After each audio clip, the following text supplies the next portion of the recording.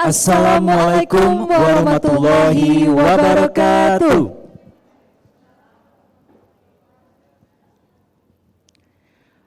A very good morning to all of you and welcome to the 10th International Conference on Science and Technology ICST 2025.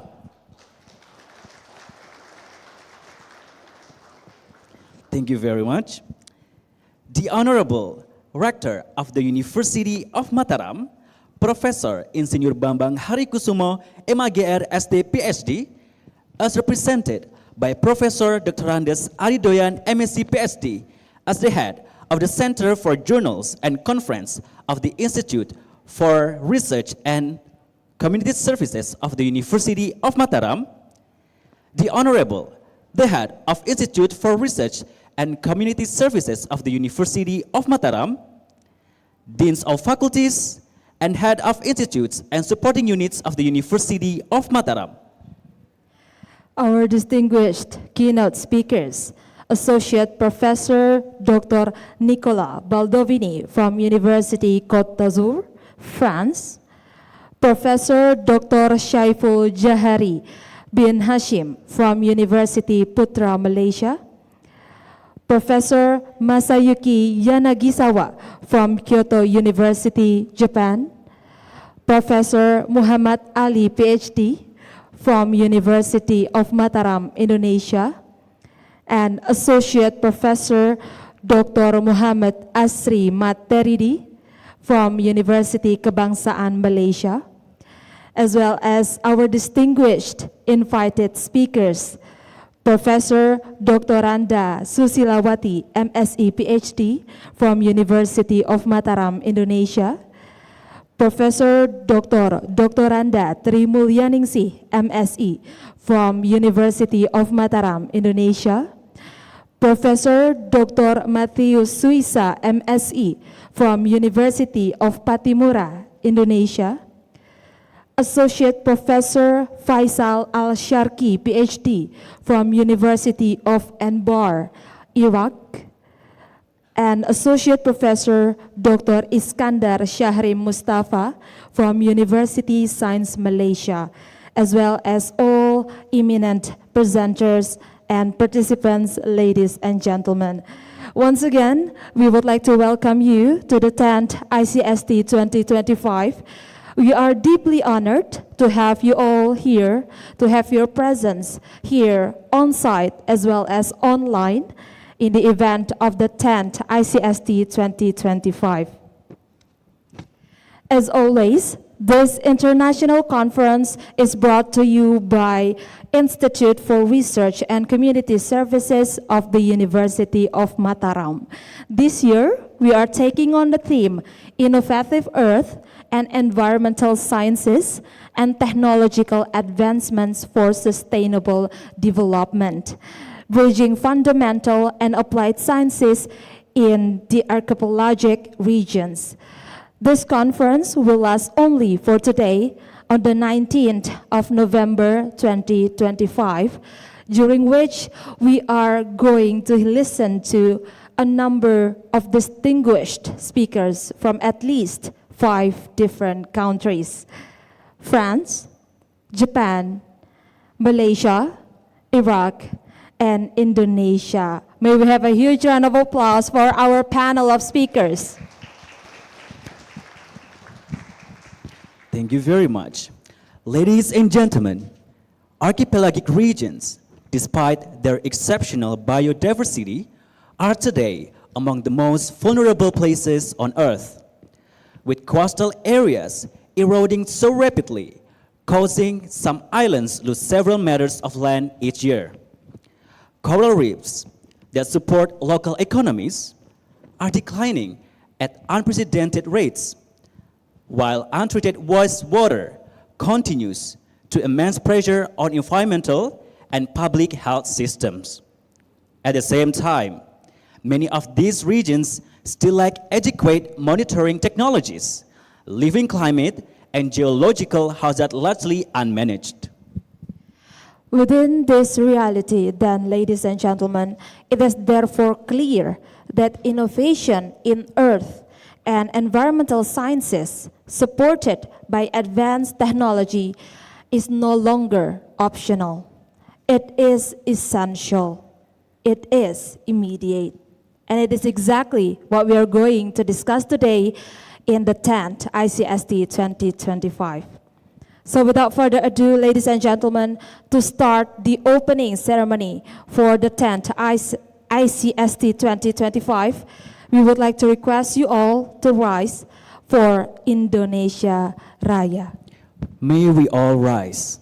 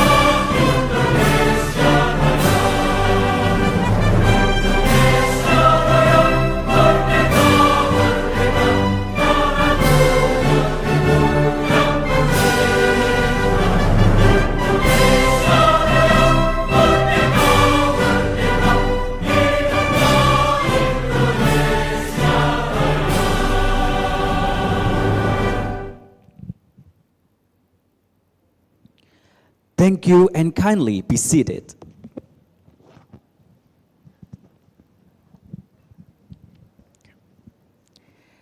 Excellencies, honorable, distinguished speakers, participants, ladies and gentlemen, as our welcome to you to kickstart this lovely day, we would like to request the chairpersons of the 10 ICST 2025 to kindly step forward and deliver her welcoming remarks. So ladies and gentlemen, please join me to welcome Dr. Mamika Romdini Ujianita Romdini to the stage with a round of applause.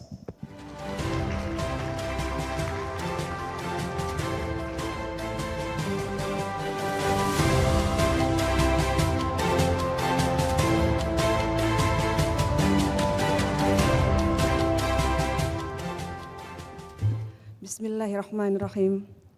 Excellency Rector of University of Mataram, Honorable Head of Institute for Research and Community Service, University of Mataram, distinguished guests, esteemed speakers, fellow researchers, and participants. Assalamualaikum warahmatullahi wabarakatuh.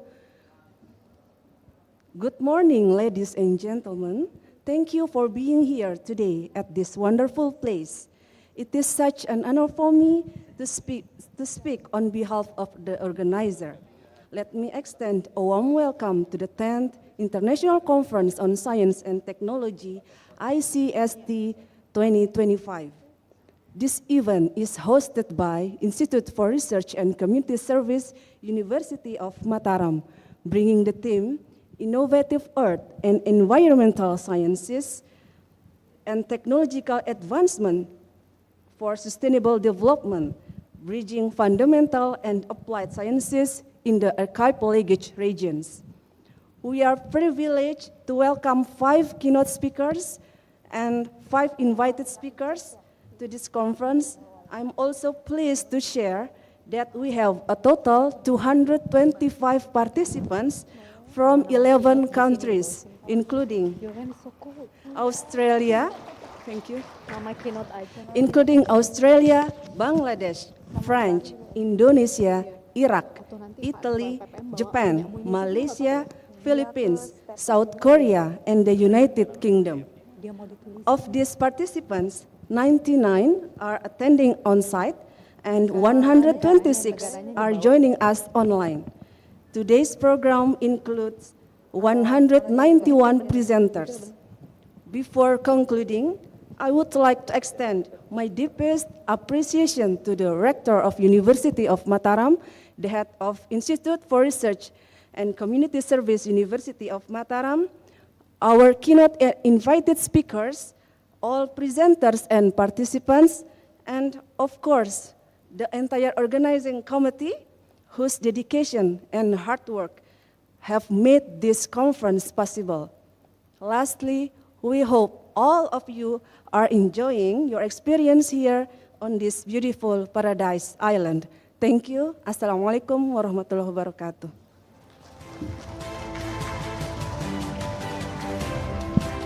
Oh.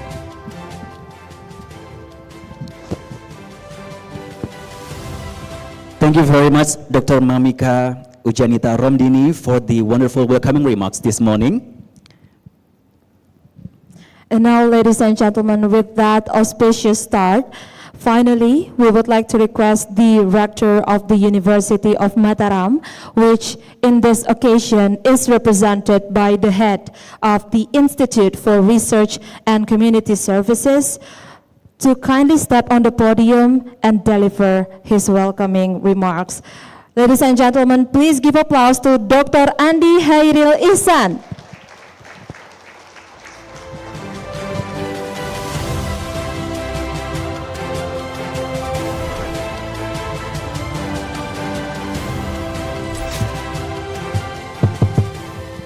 Cek. Bismillahirrahmanirrahim. Assalamualaikum warahmatullahi wabarakatuh. Om Swastiastu, Namo Buddhaya, Salam Kebajikan, Rahayu. The honorable, our speakers and invited speaker. Firstly, I'm so sorry because our rector can join with us today because there are important things, yes, he to do, and then he give delegate to me as head of Research Institute and Community Service, University of Mataram, to join with all of you to give welcome speech and then open the conference. Okay. First one, I'm very pleasure for all of you to join with us in this conference. I think this conference very important, yes, for us, and I think for the NTB and the world. I think because in NTB we know that we have many problems about the environmental aspect, technological aspect, and then also social aspect.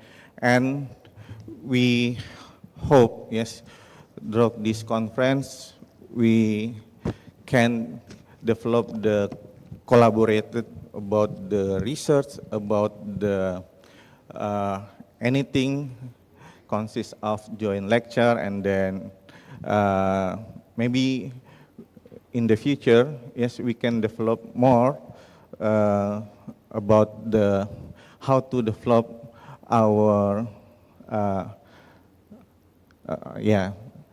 our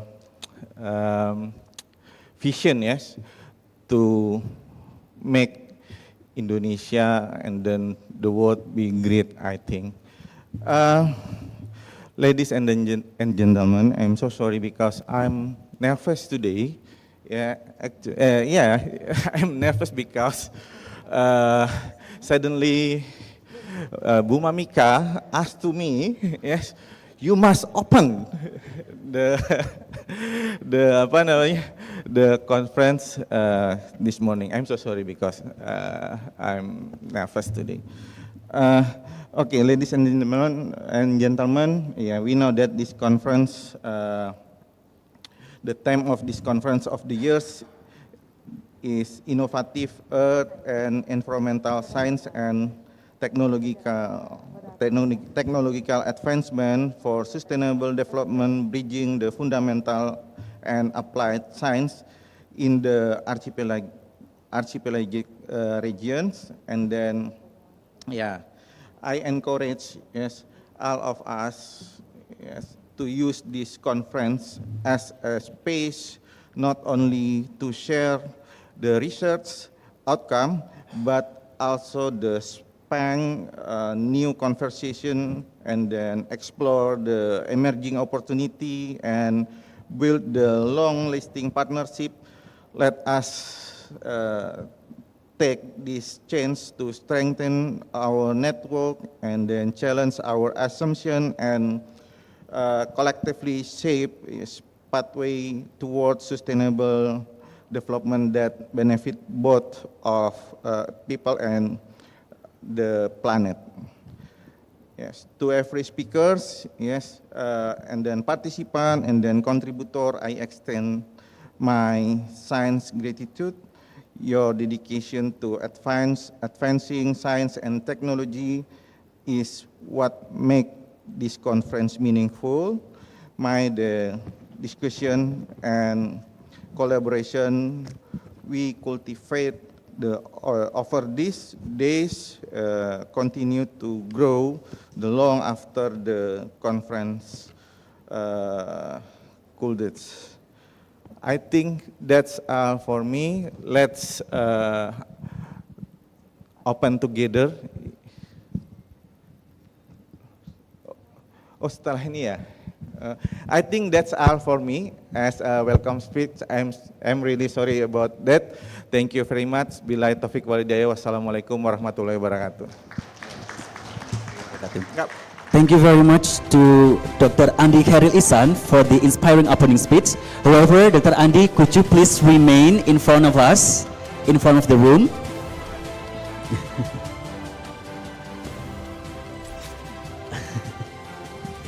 All right.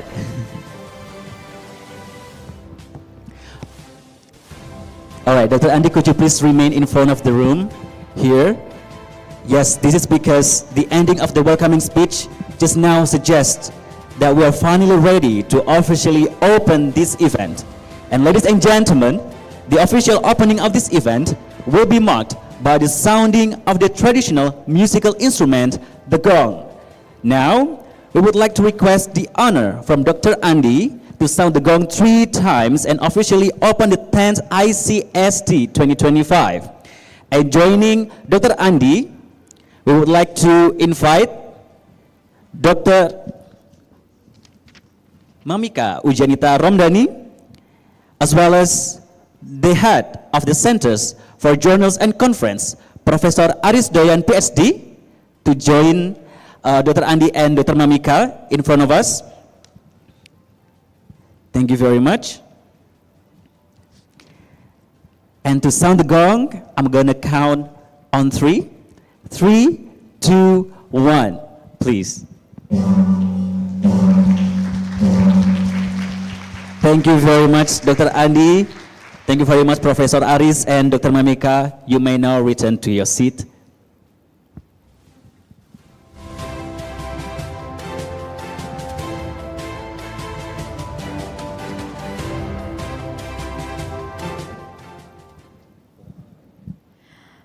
Honorable speakers, presenters, ladies and gentlemen, now that we have finally opened the 10th ICST 2025, before we may begin with the rest of our agenda, let us pray together to God Almighty for the success of this conference. For this agenda, we would like to ask Bapak Andre Rahmat Skabra, SPE MSc to kindly lead our prayer. Bapak Andre Rahmat, the floor is all yours.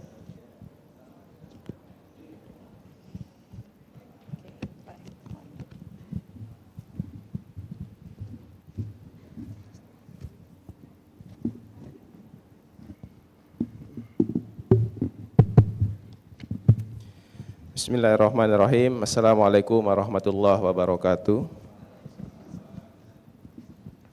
Ladies and gentlemen, before we start our conference today, let me pray to Almighty God.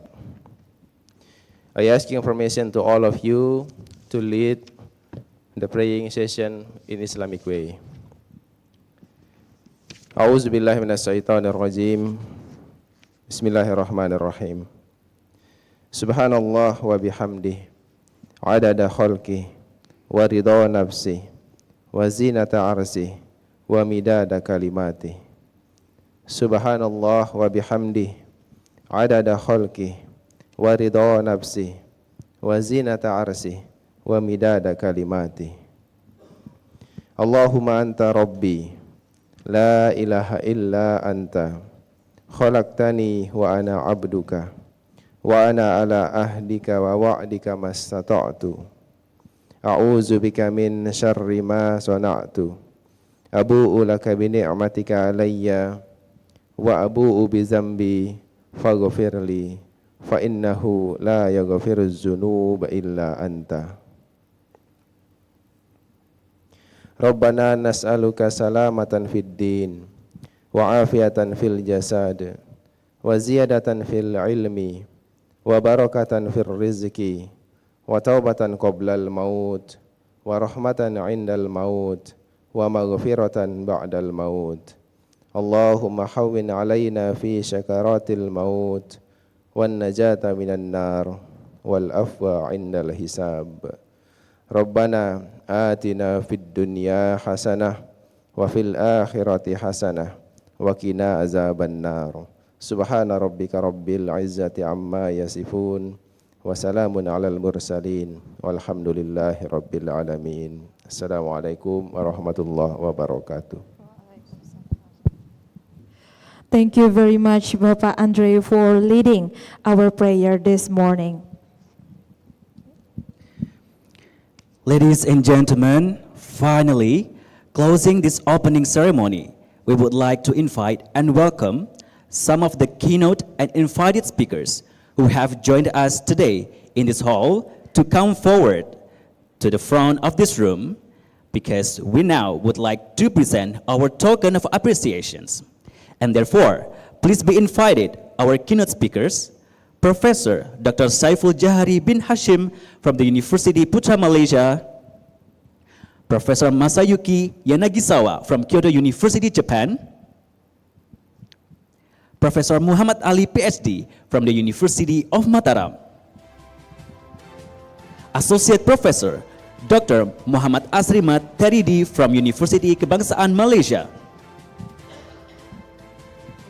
And our invited speakers, Professor Dr. Randa Susilawati, MSc, PhD, from the University of Mataram, Indonesia. And the last, Professor Dr. Randa Tri Mulyaningsih, MSc from the University of Mataram, Indonesia. And representing the organizing committee of the 10 ICST 2025, we would like to invite to the front the head of Institutes for Research and Community Services, Dr. Andi Khairil Ihsan, the chairpersons of the 10 ICST 2025, Dr. Mamika Ujanita Romdini. And now, for the first provisions of the token of appreciations, will Dr. Andi please have the honor to hand the token to Professor Dr. Saiful Jahari bin Hashim from the University Putra Malaysia, Malaysia.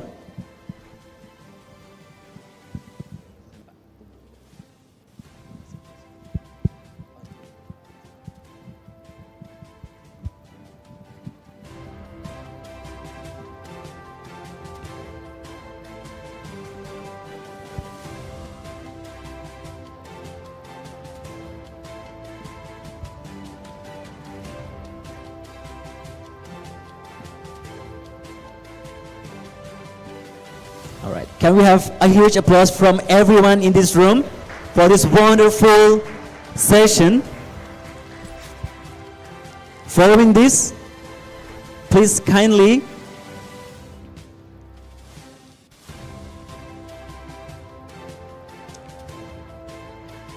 next, we will have Professor Masayuki Yanagisawa from Kyoto University, Japan.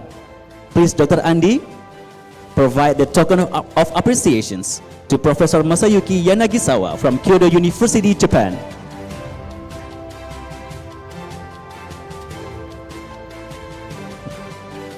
Can we hear another round of applause from everyone in this room? Thank you. We kindly invite Professor Muhammad Ali PhD from the University of Mataram, Indonesia, to receive the token of appreciations.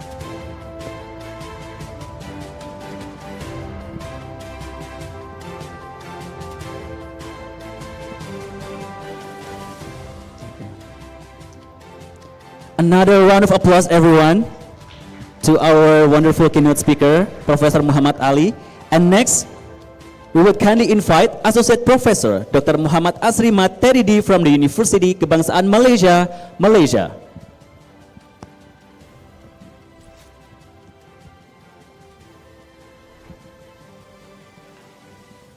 All right. Another louder round of applause, everyone, please. Thank you.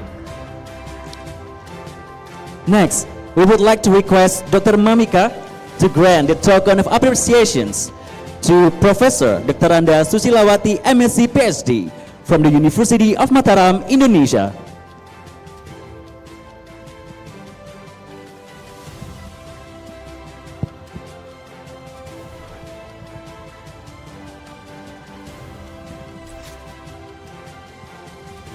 Can we have a huge applause, everyone? Thank you. And next, we kindly invite Professor Dr. Tri Mulyaningsi MSc from the University of Mataram, Indonesia.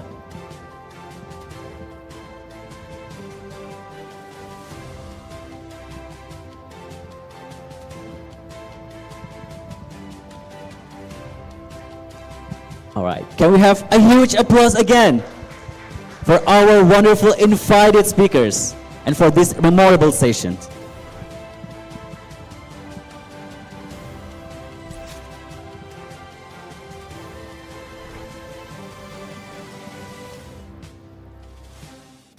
Okay, thank you very much, representative and speakers. However, before you return to your seat, ladies and gentlemen, before you return to your seat, we ask you to stay in the front of the stage because we would like to continue with our photo session with all of our guests as well as participants. First, let me invite the Honorable Head of Centers for Journals and Conference of the Institute for Research and Community Services, Professor Iris Doyan, as well as all faculty deans and vice deans who have joined us here this morning to kindly step forward and take the group picture for this morning's event. We would like to request all of our guests, faculty deans as well as vice deans and their representatives to kindly take our picture together. And we would also like to invite our moderator, Dr. Chandra.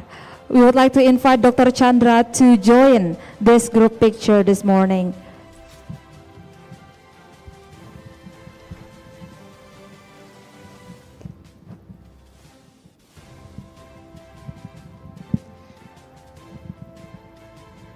Okay, now for the first one, taking pictures on my account in 3, 2, 1. Once again, with Unram Unggul pose, please, ladies and gentlemen, it's a U sign. Yes, in 3, 2, 1. Okay, thank you. And now, can we have everybody turn around turn around, ladies and gentlemen, because we would like to take the group picture with all of the presenters here. Ladies and gentlemen, all presenters, may we have all of you stand up at your respective table to take a group picture for the 10th ICST 2025. Ladies and gentlemen, once again, we would like to invite you to stand up, taking pictures on my account in 3, 2, 1. Okay, once again, with Unram Unggul pose, please. Unram Unggul pose in 3, 2, 1. Okay, thank you very much, ladies and gentlemen. Honorable speakers, you may return to your seat and be kindly seated.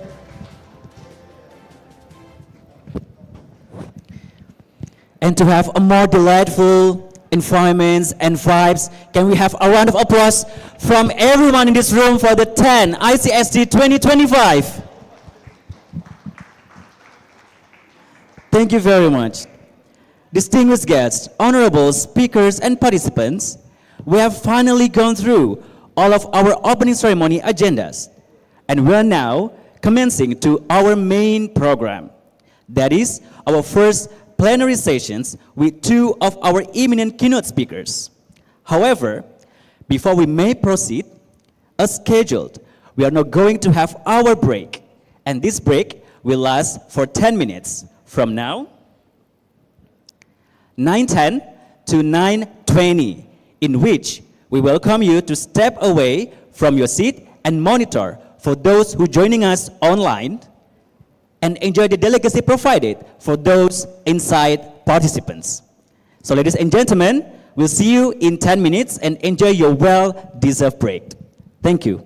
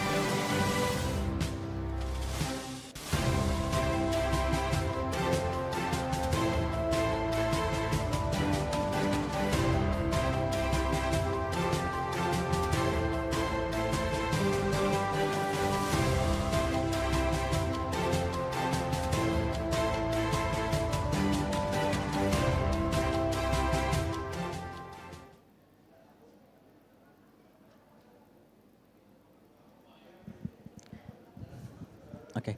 We would like to invite all participants to enjoy the meals provided outside, because we only have 10 minutes, so we hope everyone to grab it fast and then return to your respected tables.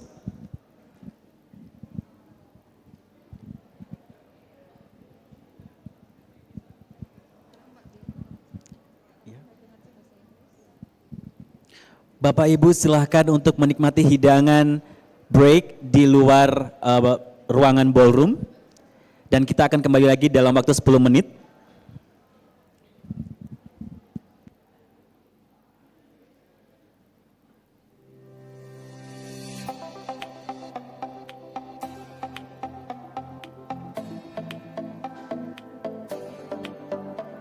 The University of Mataram promises infinite dedication for education with spiritual insight and breathtaking natural charms.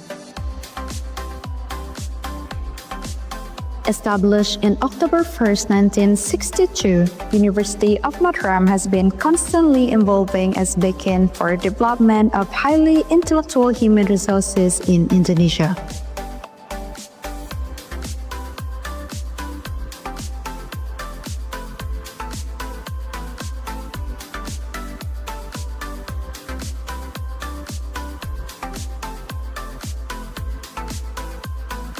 All immersed in the pursuit of knowledge and equipping themselves to take on the challenge of globalized world.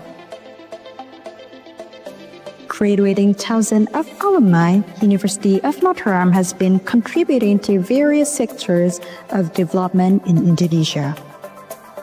To nurture the development of science and research, University of Mataram has forged its supporting standardized facilities and conducted innovative and relevant research.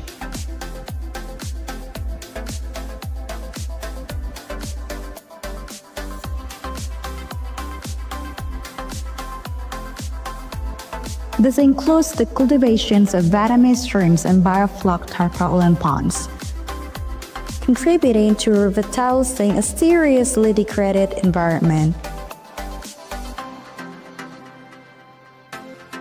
Invention of deep well with solar panels.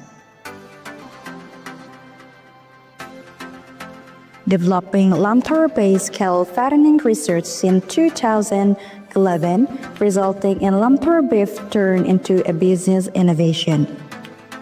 Research conducted by University of Mataram certainly boosts the economy of local community. University of Mataram collaborates and synergizes with various stakeholders and industries.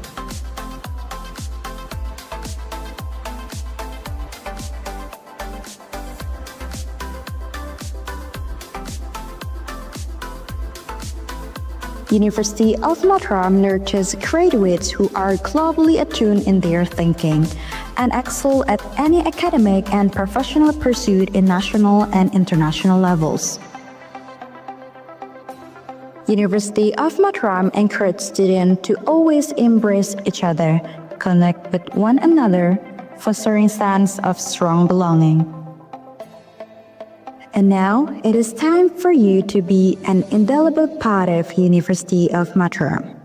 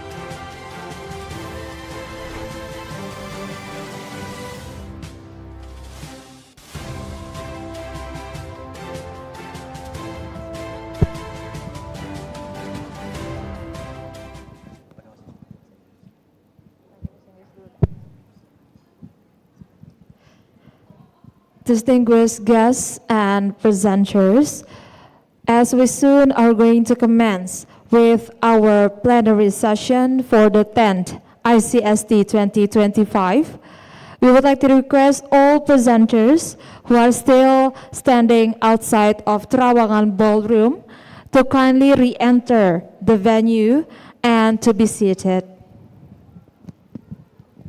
Once again, ladies and gentlemen, kindly be seated as the 10th ICST 2025 will proceed very, very shortly.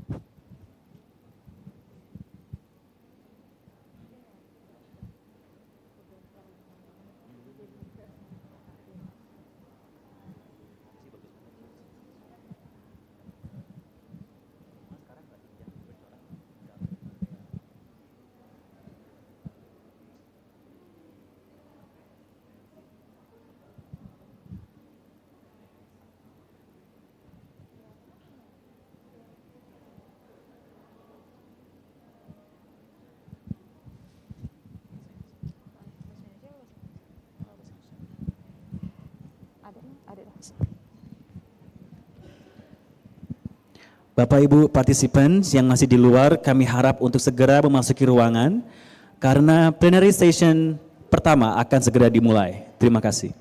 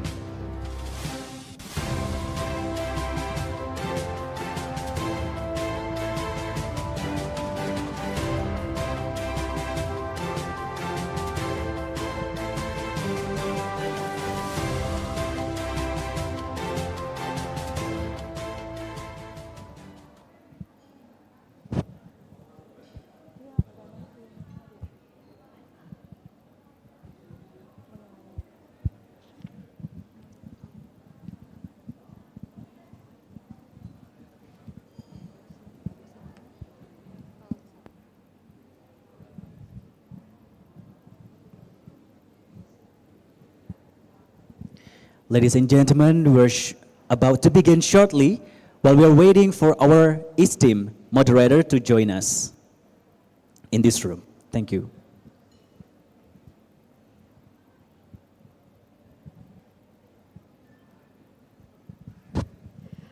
Okay, distinguished guests, speakers, and presenters, ladies and gentlemen, we are finally ready to welcome you back to Trawangan Ballroom here in Merumata, Senggigi, Lombok, Indonesia.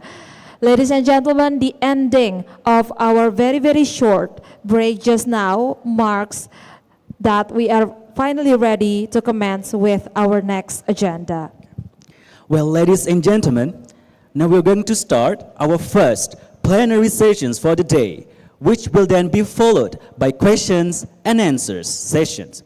And for these sessions, we would like to invite one of our esteemed moderators to kindly step forward and lead our discussions for today. However, before we start, allow us to briefly introduce to you our esteemed moderator. He is APT Chandra Dwipayana Hamdin SFAM MSc PhD.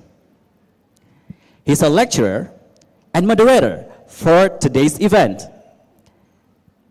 He completed his PhD in biomedicine at the National Central University in collaborations with the National Health Research Institute, Taiwan.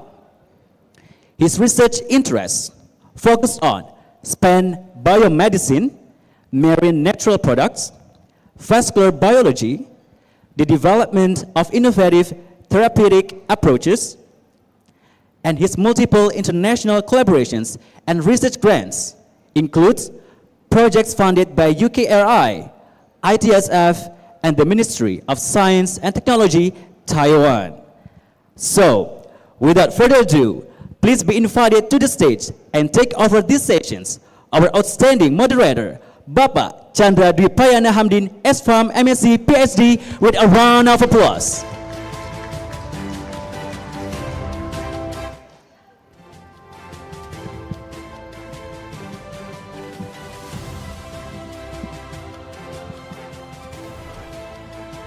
And have everyone a pleasant discussion. Thank you.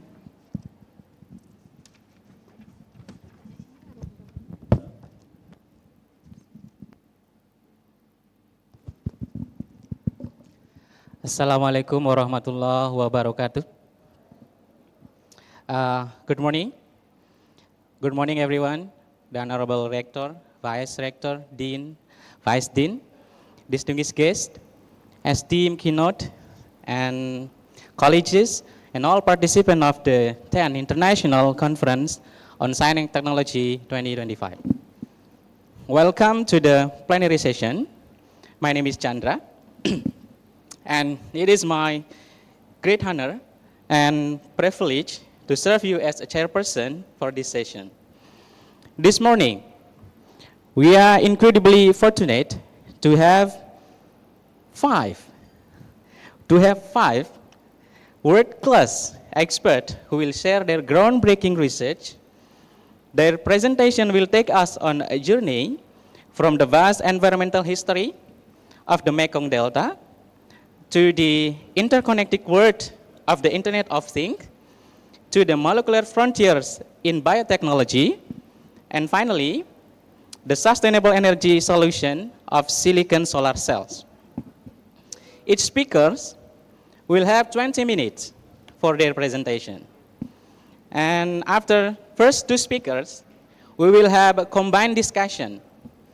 And again, after the two speakers, we will have a brief discussion after the final speakers. Without further ado, let us begin with the first presentation. Our first presentation will set a stage by looking at the intricate relationship between humanity and our environment through historical lens. It is my great pleasure to introduce our first keynote speaker, Professor Masayuki Yanagisawa, from the Center of Southeast Asia, from the Center of Southeast Asian Studies at Kyoto University, Japan. Let me briefly highlight some of the distinguished credentials. So, wait a second. I'm going to take a brief CV of the Professor Masayuki.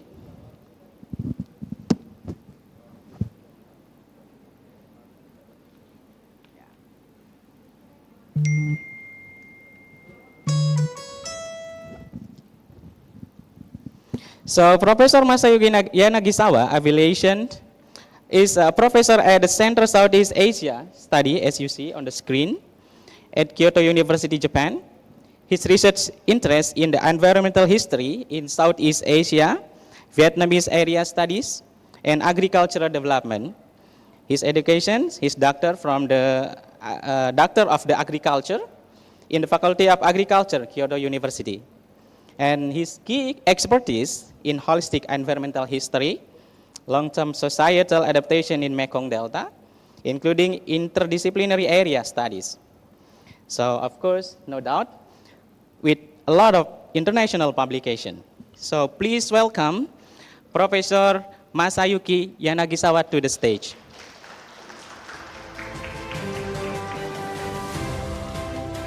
For this first session, we're going to have two speakers, but I'm going to tell you the detail about him later on.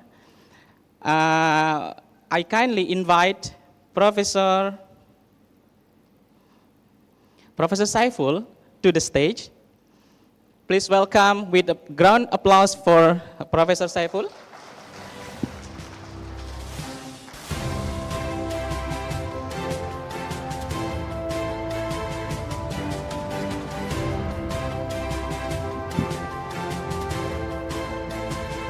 Thank you, Professor. I'm going to start first with following this impressive background from Professor Masayuki Yanagisawa. We will now present on holistic approach on environmental history from the agroecological to institutional adaptation in Mekong Delta, Vietnam. And his work provides a comprehensive case study on how societies adapt to the environmental risks like flooding and salinity over the countries, emphasizing the crucial role of the area study. So, ladies and gentlemen, please join me giving a warm welcome for Professor Masayuki Yanagisawa with a ground applause. If the presentation is ready, then time is yours, Professor. Apologies for 20 minutes. Thank you. Thank you, Chairman. And dear Professor Bambang Hari Kusno, the Rector of University of Mataram, distinguished guests, members of the faculty, and ladies and gentlemen. It's my great honor to be invited such an important international conference on science and technology. I am Yanagisawa Masayuki from Center for Southeast Asian Studies of Kyoto University, Japan. The title of my talk today is on holistic approach on environmental history from agroecological to institutional adaptation in the Mekong Delta, Vietnam. Next one. I'm going to be talking about environmental history.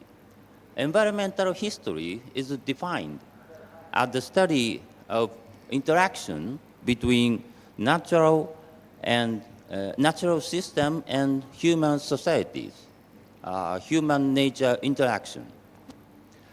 The process is not a unidirectional adaptation, neither solely human adjustment to the natural environment, nor environmental change due to human activity, but rather the outcome of reciprocal interactions between both sides, constituting a historically continuous process. It's not one way, but the both way. And consequently, a succession of new interaction is superimposed, overlaid on the result of single interaction. Next. Go in the back, right?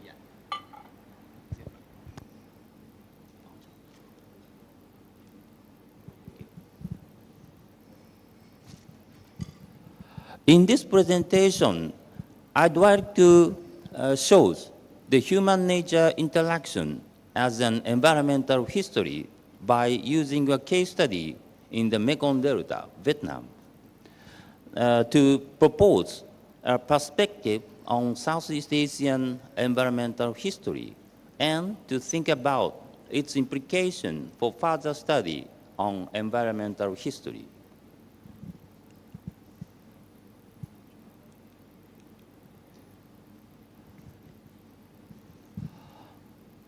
Even in the 18th century, Mekong Delta used to be the very harsh natural condition for the people to safely settle down with permanent residences due to seasonal floodings in the rainy season and very serious dryness in the dry season.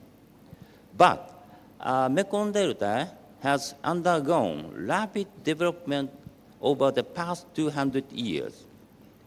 The current major environmental risks in Mekong Delta are flooding along the mainstream and salinity intrusion in the coastal area.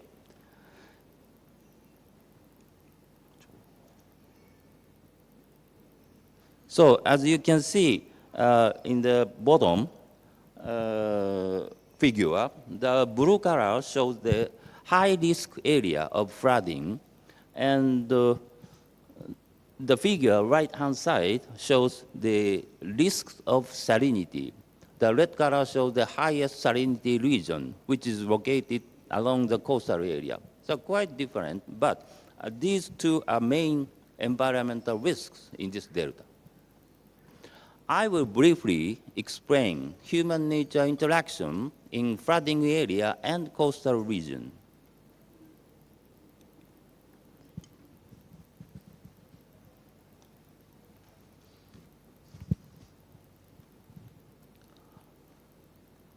Almost all area of Mekong Delta used to be very harsh natural condition, as I said. But since the 19th century, canal networks were developed by the French colonial government. Delta has drastically changed to the rice-producing area, especially for exporting. Until recently, river water spilling over the dike have caused flooding, serious flooding, and brought serious damages annually. So that people have to adjust their lives and agricultural production with flooding, which is called living with nature.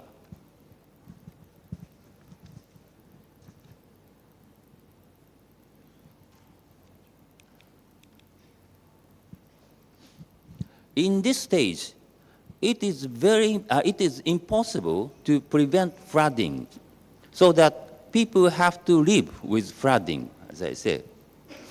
There are several ways for people to live with flooding. The first one is seasonal migration. In rainy season, the people live in the non-flooded area or higher elevation area to avoid flooding. And the farmer just came to the place to grow floating rice, which is very fast growing rice, much faster than rising water level of flooding. You can see the rice, floating rice in the right-hand photo. The floating rice can be grown up to 10 meters. It grows very fast, much faster than the water level rising. So people broadcast floating rice before flooding come, and then leave it. After the flooding level decrease, people come back to harvest. This is floating rice. And besides floating rice, people also grow many various rice varieties with short growing period.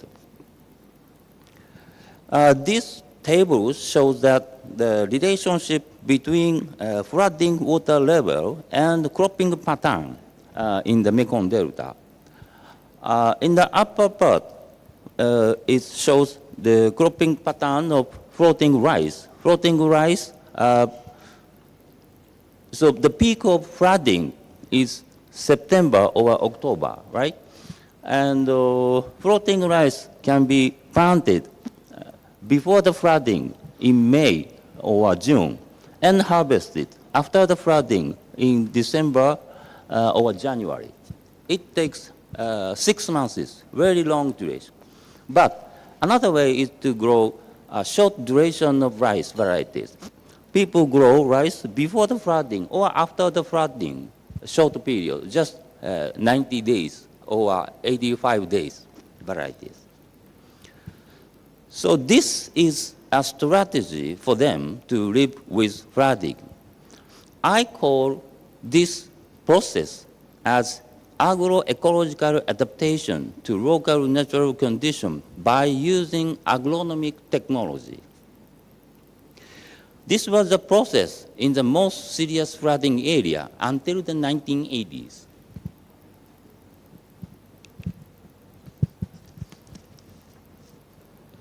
But gradually, the dike system has been upgraded at provincial or village level since the 1990s.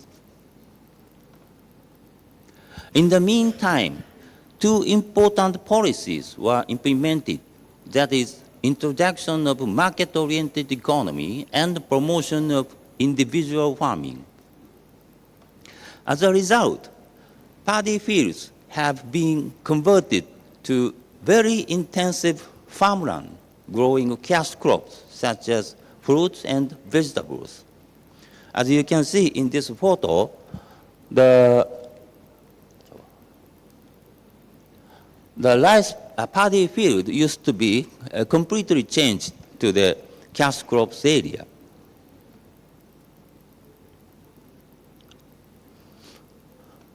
In this process, since the 1990s, one of the most important driving forces to change human-nature interaction was not agricultural technology like before, but policy implementation or changes in institutional settings, which was brought by the government. I call this process as institutional adaptation.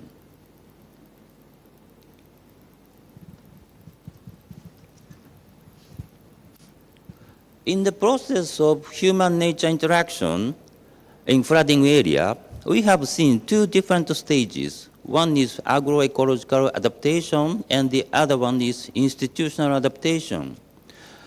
In the former one, in the agroecological adaptation, farmers usually divided their own lands into small pieces to fit with its micro-natural conditions in order to optimize natural resources use and maximize their income. And they also often went to the field and carefully observed if something happened, such as natural disasters or outbreak of pest and disease in their field. They tried to deal with its incidents by mobilizing their own indigenous knowledge, which were accumulated in the local society. And in the process of institutional adaptation, on the other hand, infrastructure is improved by the government. New rice varieties were also introduced by not only the government, but also the international research institutions.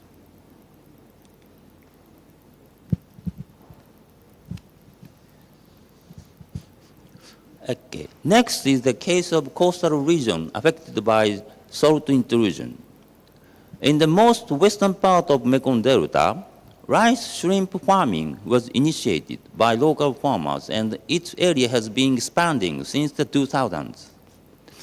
In this system, farmers raised shrimp by using saline water, seawater from the sea during the dry season, and grow paddy during the rainy season. The photos show the annual cycle of shrimp culture and rice farming.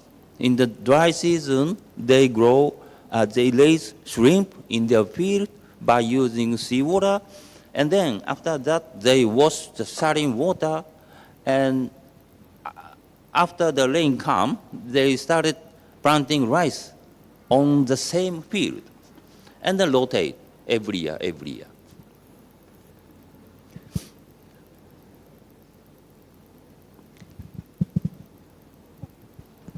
So in order to do so, farmers constructed dike and so that they can control water by pump at farm level individually.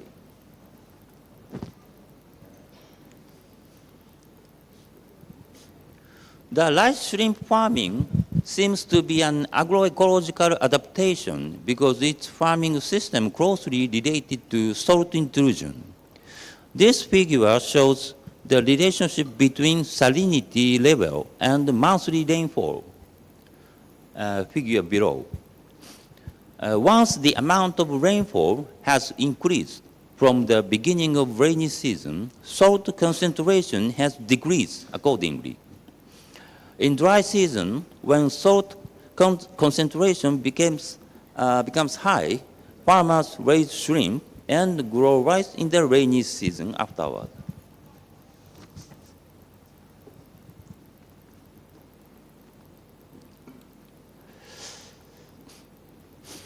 But rice shrimp farming is not solely determined by natural conditions such as salt intrusion and rainfall, as I explained, but also river flow, canal network, tidal effect, sedimentation, and in addition to that, anthropogenic factors such as dam construction in the upper stream of the Mekong River, because the Mekong River is originated from the China through Myanmar, Laos, Cambodia, and Vietnam. It is international rivers. China and other countries also constructed the dam in the upper stream. So it affects the amount of water in the lower part.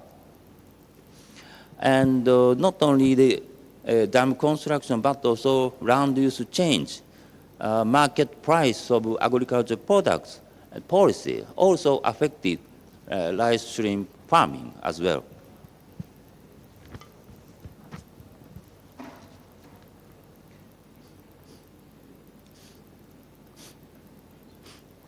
So that similar to the case of flooding area, rice shrimp farming is not a livelihood system that has simply adapted to the harsh natural conditions of the Delta coast. Rather, it is a livelihood system that has become feasible due to the accumulation of historical farmers' effects.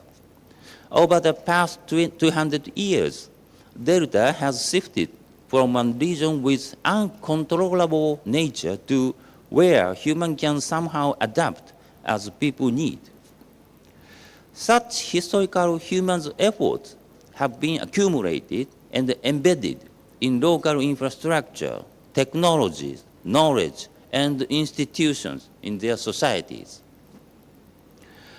Even the Delta's periphery, where the natural conditions seems to be so harsh, farmers have developed the rice shrimp farming system by themselves. In terms of infrastructure, they just constructed embankment and piled ridges up at their field. They could do so because regional infrastructure have been gradually improved in developing histories.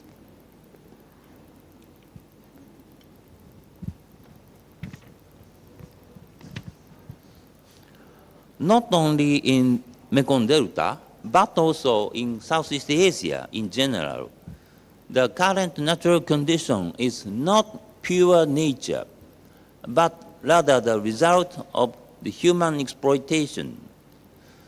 Throughout the historical process, nature has been continuously affected, and human activities have accumulated and embedded in the landscape and society. In general, the more human influence accumulates, the more effective policy implementation is for local people to build their livelihood.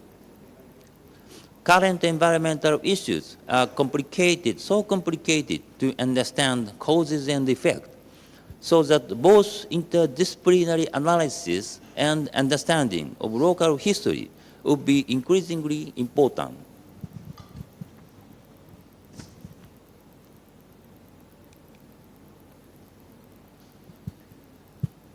A comprehensive understanding of this process necessitates the analysis of not only natural conditions, but also socio-economic drivers.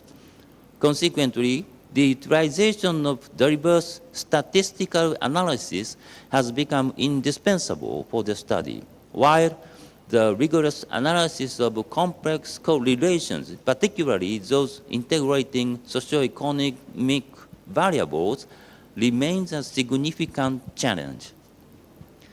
Furthermore, environmental historical processes represent a singular and repeatable experience, limiting its reproducibility. Consequently, while the advancement and optimal combination of mathematical statistical modeling, such as regression analysis, is critical to find correlation between various factors, there remains a substantial need to analyze causal relationship between nature and socio-economic factors.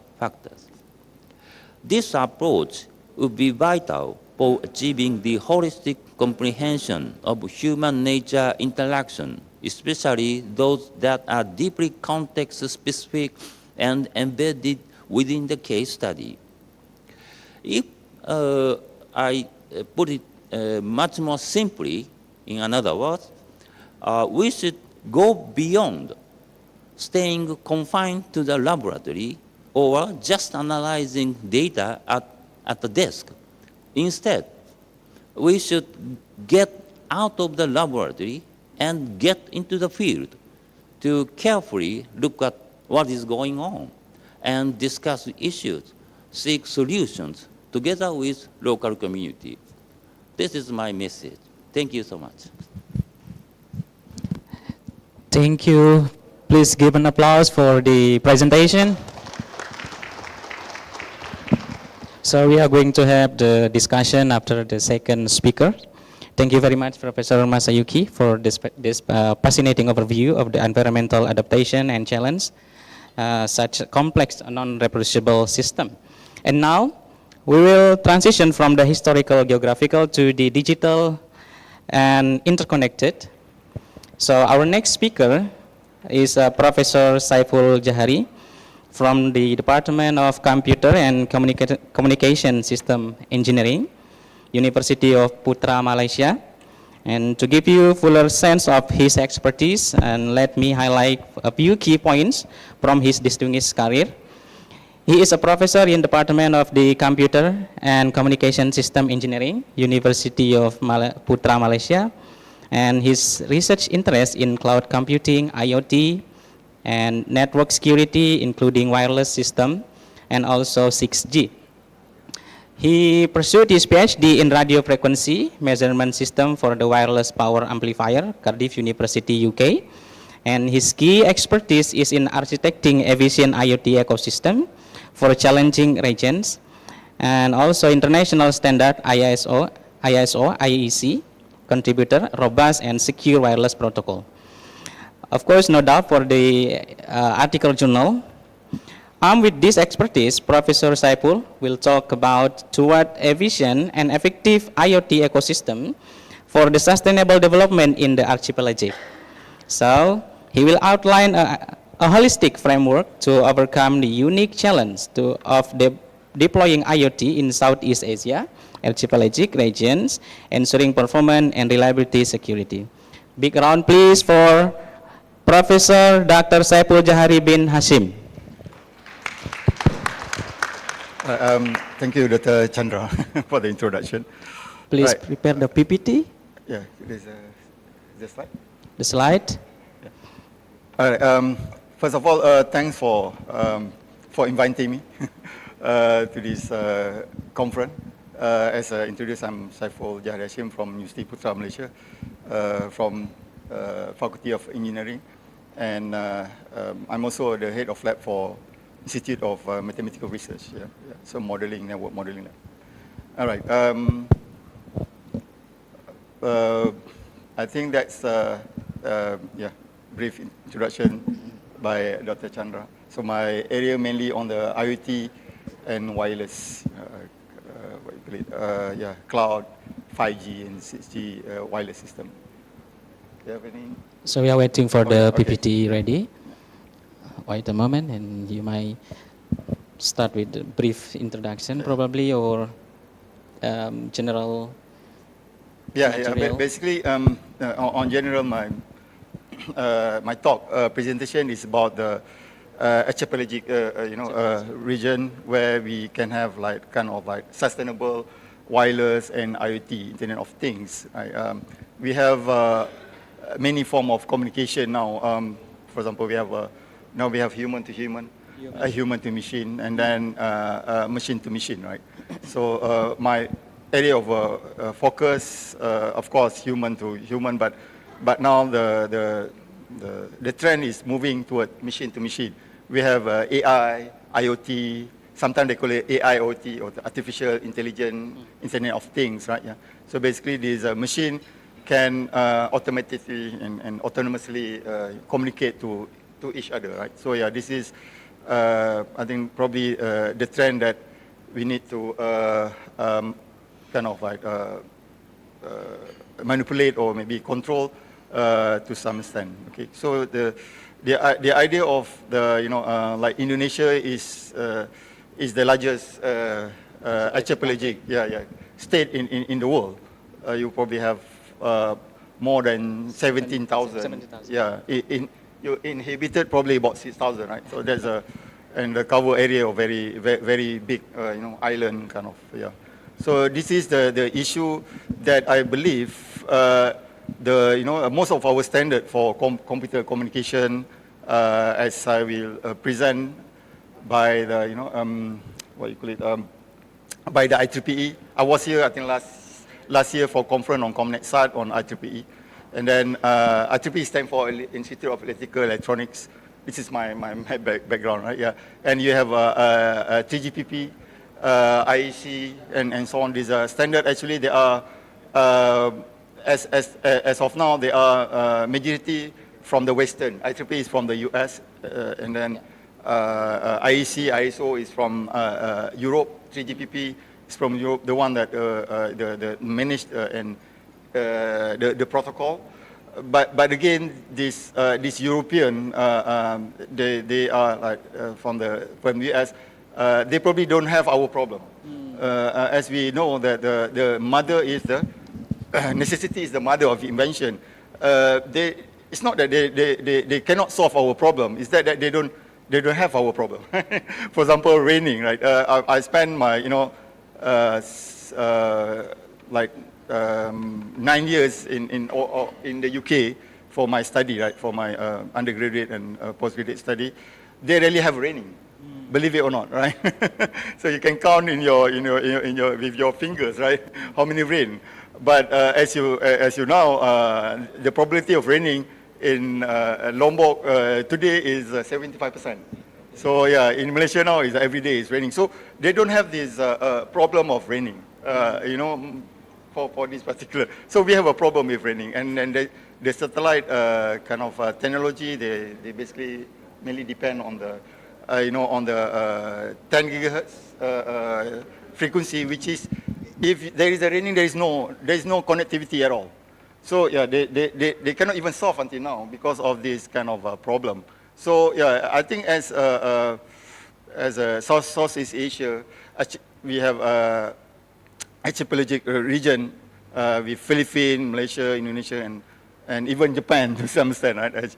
So we need to think about this, our particular problem with our tropical kind of lush foliage, trees and everything, which is not suitable for the current standard. So we need to move forward for the, okay, I need to continue because the thing is coming up now. Quickly, because I have like 40 slides, I hope I can quickly go through this. Right, yeah, basically the title is Toward Efficient and Effective IoT Ecosystem for the Sustainable Development in Archipelagic Region in Southeast Asia, mainly. Of course, this also applies to other part of the country. So can we just, oh. No, not this. The point is not working. Is it not okay? Next. Yeah. Okay, good, next. All right, okay. It's working, it's my profile. Information. Okay, this is the content. Basically, we cover IoT system and M2M communication, the challenge of this IoT and M2M for the archipelagic region, and the data-centric architecture for IoT M2M, because mostly now we have a digital data, you know, for our sensing and so on, right? And then we have a solution and recommendation for archipelagic region. Right. Okay, thank you. Right. Right. As I mentioned just now, IoT is critical, right? Is the trend now with the massive data, and then this massive data is used for monitoring, even for the training of the artificial intelligence. Okay, and then as I mentioned, international standard, IoT standard are designed mainly for the Western European kind of like this USA kind of environment, right? A Western environment. All right, this is the common, right? This is very beautiful, I think probably you know this, right? This is Gili, right? In Indonesian or Lombok, this is kind of like pulau. In Malay we call it pulau or island or Gili. So as you can see, this kind of island doesn't exist in Europe. Yeah, very difficult to find this kind of thing, but this is very common in our, and then we have a large vegetation, forests and so on. All right, and yeah, this is, I want to give you one example of this wireless system that we use now, like Wi-Fi, you know, and wired as well, this Ethernet. Actually, this standard actually was invented back in 1970s. They call it Aloha system, right? Aloha is in Hawaii, and Hawaii, as you know, is part of the Austronesian kind of a community. We using even the same base language, right? Yeah. For example, like Lima, we have 5 for Lima, right? In Malaysia is Lima, Indonesia in Lima, in Hawaii also we call it. They have a Lima as a 5, right? Or fingers 5. So yeah, this is basically this archipelagic region.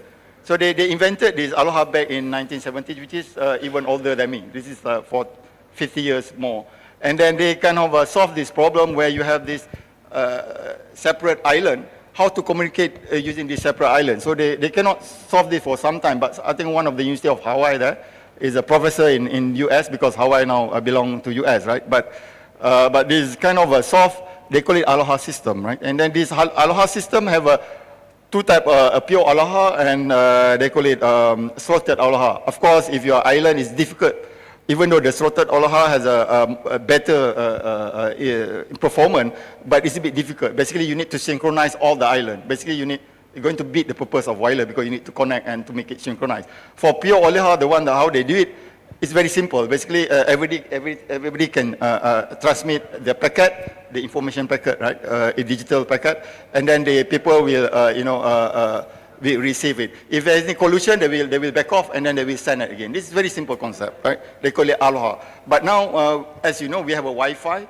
and then this Wi-Fi, and to some extent, the wired Ethernet is based on the Aloha. To be honest, the Ethernet wired was based from the Aloha, and then the wireless can come later. But this is strange because actually the Aloha system originally is a wireless system, but it's adopted to wired, and now you have this is standard. We call it IEEE 802.11. I think if you're familiar with this IEEE system, this is the one that we have. We have a Wi-Fi, this 11 A, B, G, and N, but now they change it to Wi-Fi 6, 7. If you go to the shop now, they will say, oh, do you want about Wi-Fi 6 or Wi-Fi 7 kind of router, right? This is the latest standard that can transmit up to gigabit per second, right? This is how this archipelagic problem to solve this issue of wireless actually become the standard problem of the, it's not a common problem in the Europe, but you have to understand this problem back in Hawaii, which is similar, very similar to Austronesian region, like, Asia Pacific region, like in the Southeast Asia. All right. As I mentioned, you have this IoT system, which is, they categorize this as human to machine, machine to machine. I'm not sure whether in Indonesia you have IKEA now, right? You have IKEA? There's a furniture kind of like, I think in Japan we have IKEA. There's a big furniture in Malaysia, so everywhere in the world. This IKEA, they have a furniture kind of selling this furniture. Even this furniture, they have IoT standard based on the, they call it matter or thread standard. Okay, this is basically this standard is for wireless as well, right? So yeah, this is a very common. And then if you can see, this is a picture of hypothetical picture. If you see, let's say, imagine this is a city, for example, right, very close to the sea, or maybe Mataram or whatever, right? So you have this communication between even vehicle to vehicle, right? This is a new one. Most of the vehicle now, they have a computer operating system, and they can communicate to each other, right? Maybe not autonomously, right? Because they have a level 5 level of autonomy. So yeah, basically they can, if you increase from 3, now they have a 2, they may be going to 3, they need the vehicle need to communicate with each other. For fully autonomous, they call it level 5, so they even need more interaction with this vehicle, right? So you have a machine-to-machine communication. Of course, we have internet, the human-to-human and human-to-machine as well, but the machine-to-machine communication, which is, yeah, it's going to be, I think there's some problem with the conversion, but actually, the things that what you should see here is that the machine-to-machine is exponential, right? Yeah, it is expected that every 5 years, it will double every 5 years. Yeah? If you compare to the semiconductor, Moore's law, they are about double every, it's every 2 years. Yeah, double every 2 years. This is machine-to-machine expected to be 5 times this, double every 5 years, which is slower than this chip density by Moore's law, but again, it's kind of exponential as well. All right, the challenge, as I mentioned, you have this all the standard IEEE and everything. They are mainly biased to Western environment, but somehow they kind of realize this, right? As you can see, the top one is like human broadband video streaming, like video conferencing, for example. And you have during the pandemic, we have this virtual classroom, online classroom. So they want the top one. The bottom part actually more on for the machine and for the real-time communication. So yeah, low latency and kind of machine-to-machine kind of. And now they have this non-cellular DAC NR+. I will come back to the later. So this is basically a new standard. Right. Yeah, this is some solution that I'm going to present to you. Some of the solution is based on my research, some of them based on other people's research, but the idea is that how can we provide this efficient and effective kind of communication system framework which is suitable for the archipelagic region. So yeah, this is my PhD as Dr. Chandra introduced. I'm doing my PhD in impedance matching. This is a classic problem in microwave or even in electrical, where you have this impedance mismatch and your energy transfer it's not that optimum, right? Yeah. So normally the wireless, they put it into 50 kind of 50 ohm, but of course if you have a wireless power amplifier, the impedance is lower, so you're going to match that. And then we have a RPW. This is what we are currently working with, collaboration with a Japanese company like Hitachi for next generation robust wireless communication system. And then there's a local first movement that you do the app without the internet, or or in spite of the cloud, in spite of the internet. And then some AI assisted and some data centric architecture. Yeah. Okay. Quickly. For the impedance matching for wireless power amplifier, because most of the wireless Wi-Fi that you have now, they're depending on the PA or power amplifier to amplify the signal and to make it, connect to each other. So this wireless fire is not very efficient, 25% to 50%. And then the efficiency of the power amplifier itself is like less than 40%.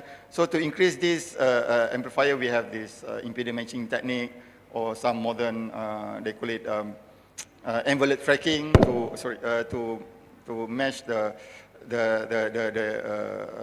wideband signal.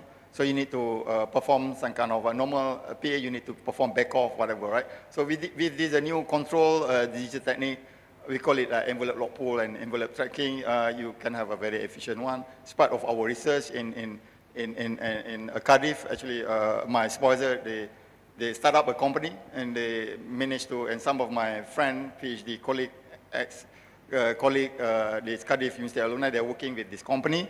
So yeah, it's mostly on the measurement system, but I'm working personally on the impedance matching they use in the measurement system. So the idea is that you want to move from the measurement system, because it's very big and very expensive, to a consumer level kind of thing. So yeah, the idea, if you can have an efficient measurement system, can we have this consumer, efficient consumer system?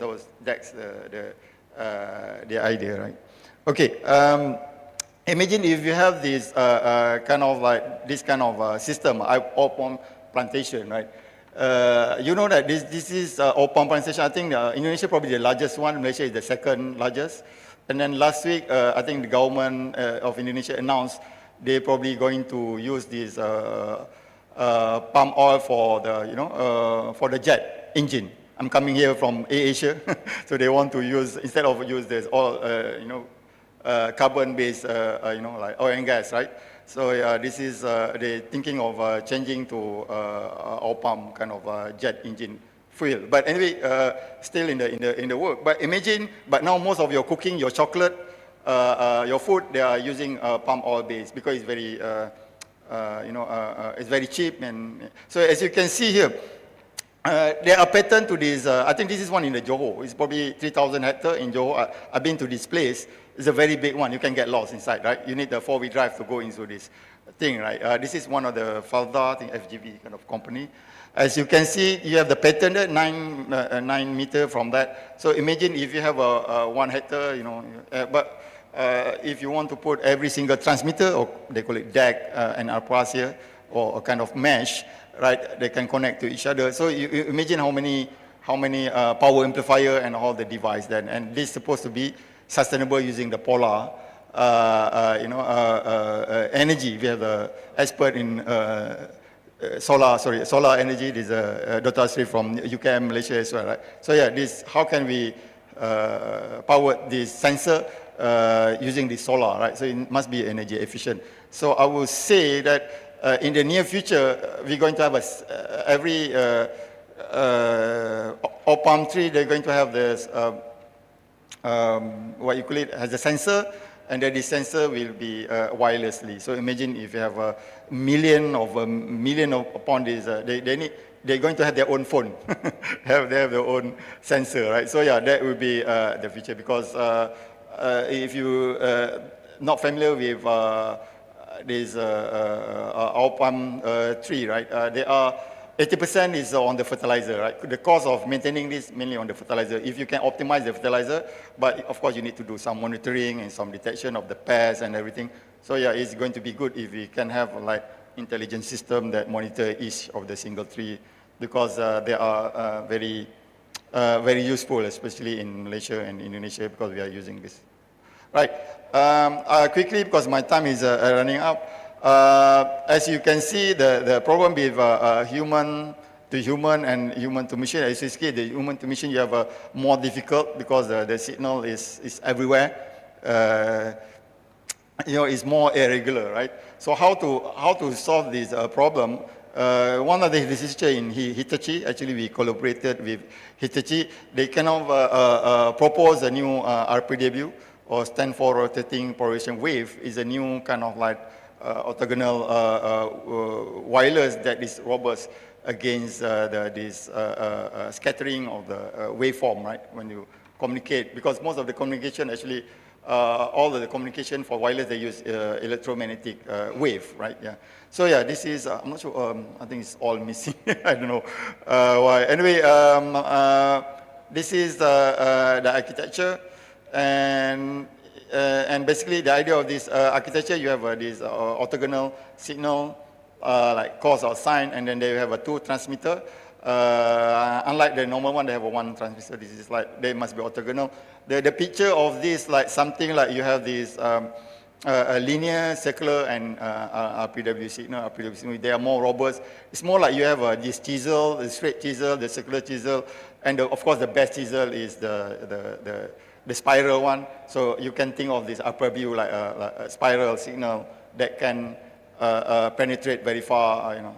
And then we have some comparison again, RPW versus LoRa. I'm not sure whether you're familiar with LoRa, but this is more on the low power wireless wide area network wireless system.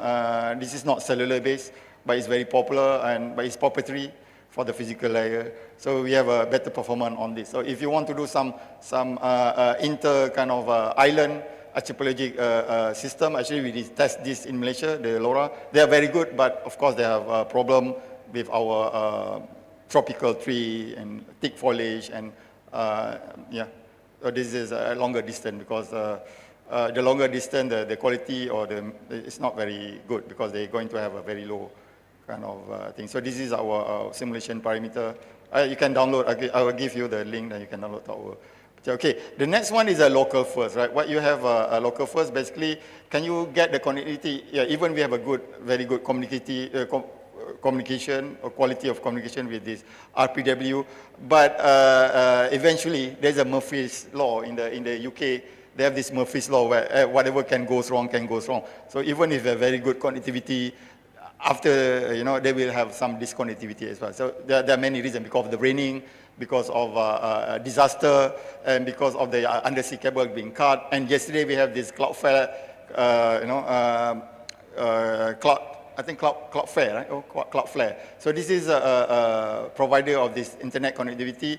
Yesterday, maybe you cannot connect to your favorite website, yeah, because of this connectivity problem by the cloud network. So even you have a good connectivity, sometimes the provider have a problem, the infrastructure problem, then you can even connect internet. You can see this is from Amazon. Amazon, one of the biggest provider of the cloud. This is the delay, but again, the delay is a good thing. I mean, yeah, it's not a good thing, but it's better than no connectivity. But if you have no connectivity, these local first, they provide you some kind of guarantee that your app will work. This is a new kind of like paradigm where you have app that will work mostly even without the internet. They call it local first, right? So this is the trend now. If you like something like your email, your email should work without the internet connectivity, right? So it's kind of like, of course, when you get connected, they will send the data, but, and then we have this work on the ECG or electrocardiogram for the heart.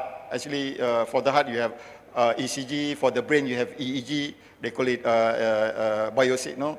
For the muscle, you have EMG, right? Yeah. But anyway, this is working on the ECG, where you can have some kind of early detection of the heart if you have a CVD anomaly, right? So, for example, you can do screening. You don't need to go to the center, for example, right? You don't need to go to the main island. From the other Gili Island, small island, you can connect to the expert, the cardiologist in the main island wirelessly over the internet. Then they will kind of what you call it, analyze your signal, right? Yeah, and then with the help of the computer, right? Yeah, this is the state of the art now. They use this risk stratification because it doesn't use ECG. It's not very good, as you can see. But again, we propose this. We have one of the best kind of the top two is our work for arrhythmia and ischemia. We're probably best in the world on the accuracy, sensitivity, because we go for sensitivity because of the what you call it. This is what's important for the health, healthcare, because you need to reduce the false and negative, right? Yeah, and then it's a requirement that any diagnostic, you need to use this kind of like, what you call it, you need to have this cardiologists, right, to look into the signal. So sensitivity is 100% is the requirement to have a good diagnostic. And you have to remember, the cardiologists in Malaysia, we have only like 300 cardiologists for the whole country. I'm not sure in Indonesia. So we have 30 million population. That means one cardiologist, they have to take care of 100,000. So we need to have this AI or have a computer to help them to diagnose, you know. So this is going to be good. So we have this. And then this is the data flow. Yeah, this is, yeah, and then the next one is on the earthquake, right? I understand that Lombok, they have your own earthquake, a big one, 7 magnitude, similar to Japan. Actually, Japan have the majority of the major earthquake. 20% of the major earthquake, about 7 happened in Japan. 20%, 1.5. Lombok have their share, which is in 2018. I think you have a 2 major earthquake. I think around that, on the I think July or something, or August 2018.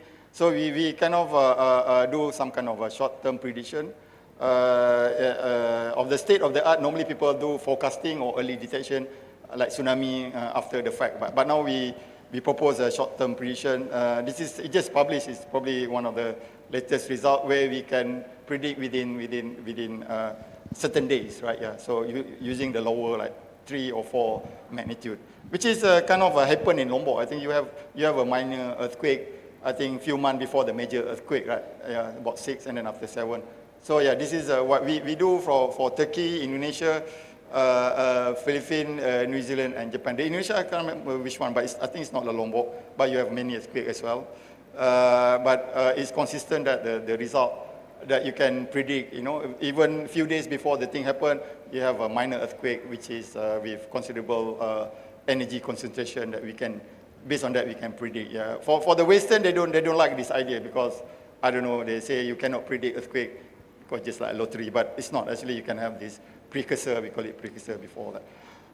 Especially the USGS, right? It's one of the, you know, the expert on the earthquake for US Geological Survey. So yeah, we have this is our flow on the prediction analysis. We're trying to get some funding on this. Maybe we can test it in Lombok as well. I think my time is up. But anyway, most of these IoT system, ECG, AI, and the earthquake, they need to have a data-centric, you know, they have the digital data. You have to kind of make it data-centric architecture. So as you can see, you have so many threads, as I mentioned to you, IKEA using thread, and you have a Wi-Fi in this house, as in this hall, in this conference, and then you have this LoRa, as I mentioned just now, they're meant to be, you know, and then this is that one is logical one, this is a physical mapping, but the idea is that you connect to the internet, and then, yeah, you can connect them together, and as you can see, the data, the problem with the data, I think this is where the scientists and mathematical can look into this. You have many types of data. You have this structured data like SQL database that we have in the bank, and then we have some unstructured data that sometimes you have inside your other sensor network or IoT system. They are not structured, or they are semi-structured using your JSON kind of data, so your spreadsheet. But somehow this MIT professor, they come up with this new mathematics, they call it mathematics of big data, that combine all the spreadsheet, database, metrics, and graph that useful for the analytics, even for the AI. So yeah, this is the trend that they have come up with the standard as well for this, they call it like, you know, data analytics standard based on the graph as well. So I think some of you, I think even Dr. Mamika working on the graph, maybe you can look into this. You know, trend of using data-centric based on the unified algorithm. They use this array, associative array. I think that's all. Conclusion for me, for C region, we have a unique requirement. As I mentioned, necessity is the mother of invention. It's not that people cannot solve our problem, but we have our problem that we need to solve. We have more agency to solve. Then, as a researcher, we probably need to solve this problem even without the help from the outside, because that's our housekeeping. We need to solve our own problem. Then by doing this, hopefully we can do discovery and towards the betterment of the society and humanity. As give you the example of this Wi-Fi that we are enjoying now, using Wi-Fi inside our room, inside our hall. They are originally is from the Hawaii researcher 50 years ago, more than 50 years ago, working on the problem how to connect this separate island like Gili, right? So how you can provide this wireless internet using this. They are one of the earlier packet data. Okay, I think that's all. I think, sorry for the time. Thank you very much. Please give a big applause to the Professor Saiful. So we now have heard from our first two presenters. So we are going to go to the discussion or questions for 20 minutes. So just wait for the microphone and state your name and institution. Just raise your hand and state your question clearly, if there's any questions. Actually, we have a very interesting discussion with these two professors this morning. One is about the history of the environment connected to the humanity. And then for the second from Professor Dr. Saiful is the implementation of the Internet of Things or IoT to solve many kind of problem. In my mind, if we try to connect these two topics this morning, these two are connected each other, am I correct? If I can drive a question for both of you, what is the role of the IoT for the environmental history development, or the useful for this technology to digging up the information related to the environmental history? Since we long ago, if we try to discover the history of the environmental, we didn't have any proper technology previously. If you can give some opinion on it. And later on, connect this to Professor Saiful. What is the role of this technology to this kind of field? Both of you can start. Which one is? All right. Yeah. In the old days, we probably don't have this what you call it advanced technology. But for your information, I think in the earthquake sensor, the first sensor in the world, probably invented in China to detect the earthquake. You can check. It's about 2,000 years ago. But it's a mechanical. Basically, they put in the city of they call it this Emperor City, or Forbidden City. And then if there is an earthquake, they can know. I mean, they have this kind of like 360 kind of like a dragon head. So based on the mechanical, they don't have electronic at the time, mechanical. So they can detect which, the emperor can know, because China is such a big country. If you are in Peking, whatever, the old, Forbidden City may be in Peking. So they can know which part. Is it from the north, from the south, or whatever, right? And then they can send their people, right? So, but the problem is this approach is kind of like, it happen after the fact, and then it's, but in like our proposal for the earthquake, we can do even before the, because the small earthquake is precursor to the next one. So this IoT, you can have a more faster and then more the analytical one, because based on the analog mechanical, we have this problem. This is during my PhD, we use analog to solve this impedance matching problem. We cannot scale to the what you call it? We cannot scale it to the bandwidth. We are talking about like 3G. We have a 5 megabit bandwidth. Now we have maybe 100 gigabit bandwidth. Right? You cannot scale. You need to go for digital. So yeah, in the old days, they probably have this kind of thing, but in the IT digital world, it will be much easier to perform many analytics and more advanced kind of thing. Thank you for your response. Address Professor Masayuki. Time's yours. I also agree that the chairman summarized that the two presentations in this morning have the common discussing point, relationship, as you said. And one of them is a holistic approach. The other one is the local first approach, I think. And I would like to add one thing about local first. I also emphasize local first because environmental history or human nature interaction is totally depending on the area, local area, which is quite different from others. So we should firstly focus on the local first. But this does not mean the only local is important. What I want to emphasize is we have to get the idea from the local or actual condition first, and then try to develop to the other world, to the more general issues. So, for example, science technology as well. It is not one way from European or United States or some advanced country to the local, not one way. The local technology should be developed based on the local first to fit with local condition and then to expand or to develop to the whole of the world. I think in that sense it is, we have a good linkage between two presentations. Yeah, thank you very much. If there's any question addressed to our speaker this morning, just raise your hand. Oh, there's that side. Please, committee, help to give the microphone.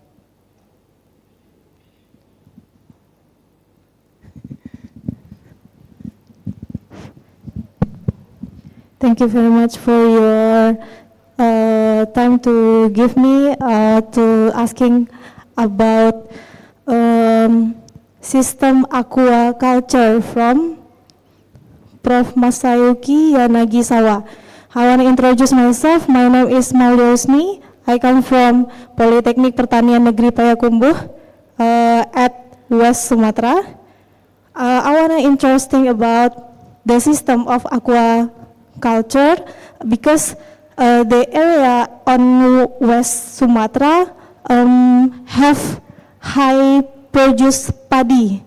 So, but the product of the paddy, it's the different with the Mekong Delta because the size of the stem paddy is shorter than Mekong Delta. But I wanna asking about is it impossible when I application the system aquaculture with shrimp,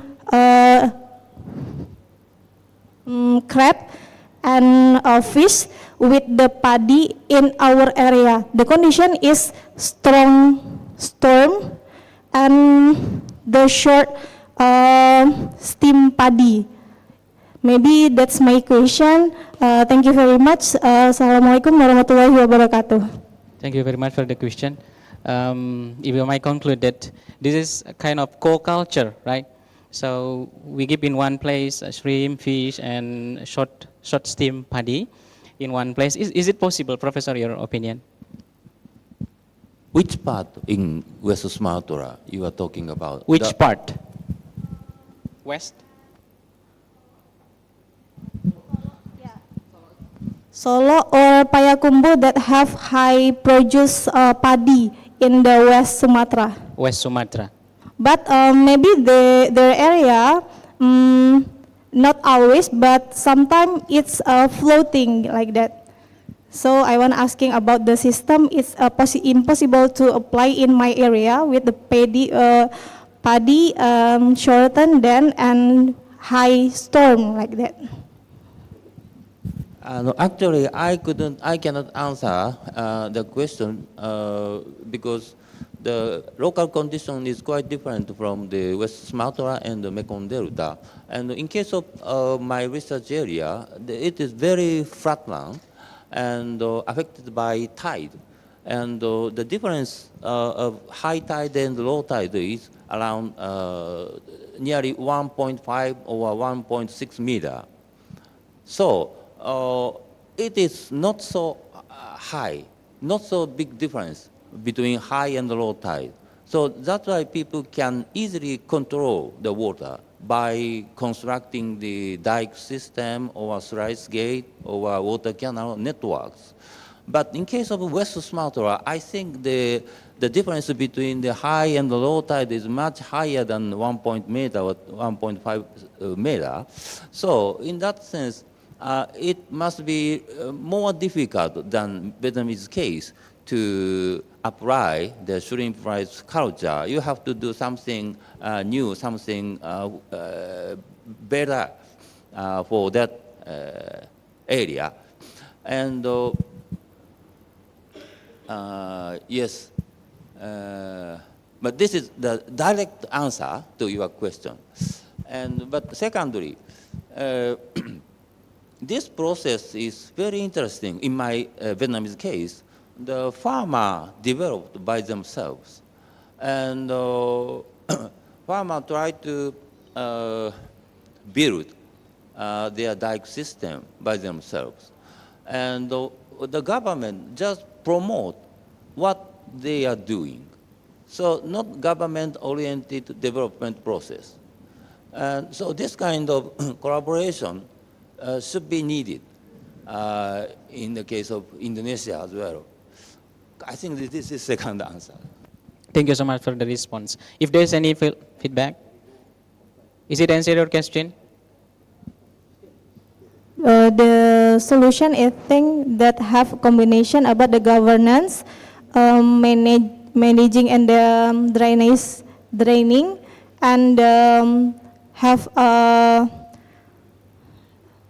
location like that have contribute the three focus object like that. Okay, yeah. Okay, thank you very much, Prof. Thank you very much. So, I misunderstood one thing. You were talking about the floating rice, right? Okay. Floating rice was not exist anymore. Completely changed to the new varieties with the 1.2 or 1.6 meter of rice. yeah. So we cannot see the floating rice anymore. So this is not the system. Floating rice is not included the rice shrimp system. Different one. Oh, it's a different system. Okay, thank you. So, thank you for your question and response. I think time is over for our session, for this first term of the sessions. On behalf of the audience, and I would like to thank for both of you, speaker, and for their stimulating presentation, for your insightful answers. And lastly, big round of applause, please, for our first two speakers this morning. Thank you so much.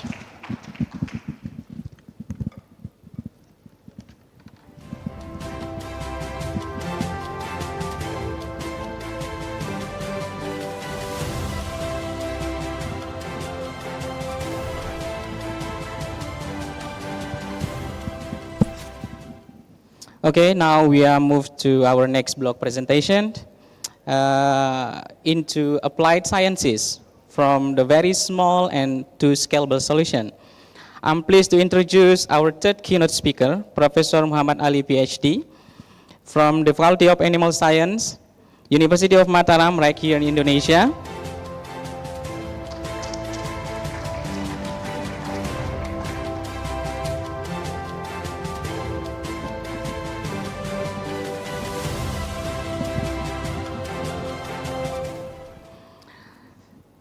His groundbreaking work is built upon the solid foundation of the academic excellence, which I'd like to briefly highlight for you for the CV. So Professor Muhammad Ali is a professor and a dean at Faculty of Animal Science, University of Mataram, Indonesia. And his research interests in molecular biotechnology, circular bioeconomy, and microbial conversion, including animal science in general. And for the education, he pursued his PhD from the Nagoya University, Japan, and doing his postdoctoral fellow at Toyama University and becoming a visiting professor at Nagoya University. His key expertise in recombinant enzyme production, conversion of the agro waste into sustainable livestock feed, monoclonal antibody technology. And no doubt for the paper publication, he has a lot, more than 45 international publication within these last 5 years. So with this strong background, Professor Muhammad Ali present integrating molecular into circular bioeconomy, microbial conversion of agro waste into sustainable livestock feed.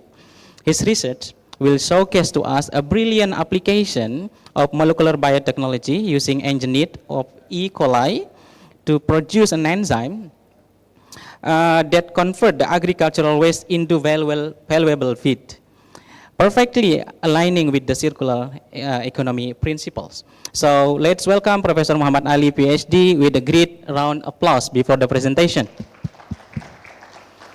Time is here if the presentation ready. In this session, we're going to have 2 speakers too, and for the next, I'm going to invite, but in detail, I'm going to introduce you later on, Professor Muhammad Asri. We invite you to come to the stage.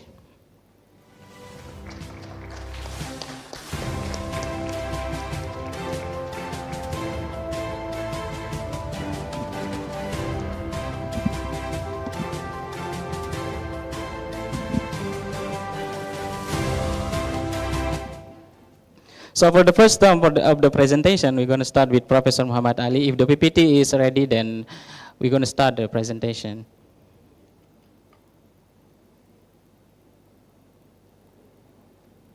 Time is yours, Professor. Assalamualaikum warahmatullahi wabarakatuh. Good morning, distinguished speaker,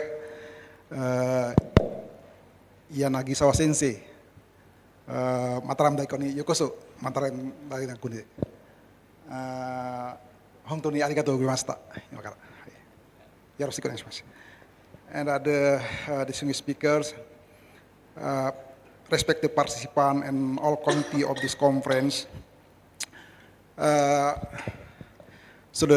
Firstly, I would like to thanks to all committee of this conference that inviting me as a speaker today in this conference. So my title of my presentation is Integrating Molecular Biotechnology into Circular Economy Framework, Microbial Conversion of Agro Waste into Sustainable Livestock Feed.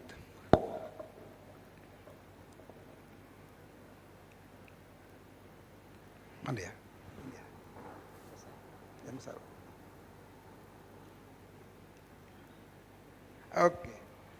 Okay, this layout of my presentation. In introduction, I would like to explain briefly about the global food and protein challenge that we face today and next future.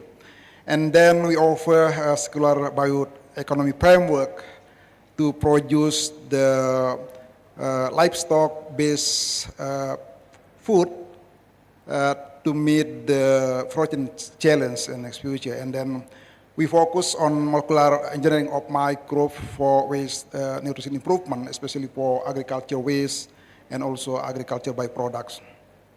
And we start to produce the important enzyme, cellulase enzyme in E. coli, and then we are looking for the strategy to how to improve the quality and the quantity of the enzyme that we produce. And then the next we evaluate the activity of the recombinant protein, recombinant cellulose enzyme on duckweed is the water plant that not only has the high content of protein, but also contain fiber, a lot of fibers. So that is a big problem for use this wheat as animal feed. And then conclusion and future perspective. So according to Food and Agriculture Organization of United Nations, in 2050, the world population will reach about 9.7 billion. So those nearly about 10 billion people will reside in this earth. That is a big amount of the population, and also since the rising of this population and also the income and urbanization, they need a lot of large amount of animal-based food such as meat, milk, and also eggs. So the global demands for animal-based product expected to increase 60 to 80%. That's very, very, very big need in the future, comparing to this need in today. So as Yanagisawa described in the last speaker, so the global challenge for us is the rapid comparison of agricultural land to non-agriculture use. This is a big problem. And also the urbanization and climate change. So, and moreover, modern livestock industry now still really depend very, very heavy on the like feed resources, the same with human and animal. The competition between the human animals, such as corn and also soybean and fish meal. So this is we eat it and also animal need it. So our task is how to bridge the potential supply gap and acquire that alternative feed resources that is more affordable, more cheaper to generate the animal product. We offer the circular bioeconomy framework to produce animal-based product more sustainable in the future. So this term is so popular recently. So the principle is how to maximize the use of the waste or low value of resources, and then valorization of biological resources, and also reduce the amount of the waste that generate from the agriculture or agro-industry activity. And using molecular biotechnology, facilitate the efficient microbial transformation of the low material to become high value product through engineered microbe and also produce the recombinant enzyme. As we know, agriculture residues such as post-harvest crop waste and also agro-industrial processing waste constitute a major proportion of worldwide agriculture production. So it has big potential as a animal feed. But the main problem to use the resources is low digestibility in animals. So the digestibility of the resources as animal feed is very low. It is because the cellulose content is very high. So this is a big problem. How to degrade the cellulose? If we can degrade it, the value of the resources will be improved. So this is the breakdown of cellulose. If you have cellulose enzyme. Cellulose enzyme can break down the waste, agricultural waste, to produce more digestible nutrient, to produce glucose, for example. So we try to, in this research, try to produce the enzyme, cellulose enzyme in E. coli, because if we use in the wild microbe, it will costly and laborious work, and also the result is very low. So we try, firstly, we try to find out the original codon of cellulose gene of Ruminococcus flavians, and since there are a lot of rare codon in the gene, so we modify it, optimize the codon, because E. coli has not so complicated codon like the Ruminococcus flavians. So we use some software to reduce the rare codon, and this is the up the codon optimization. We got the rare codon is more lower, with the codon adaptation index 0.96 and GC content 41.2%, indicating that the gene can be efficiently expressed in E. coli.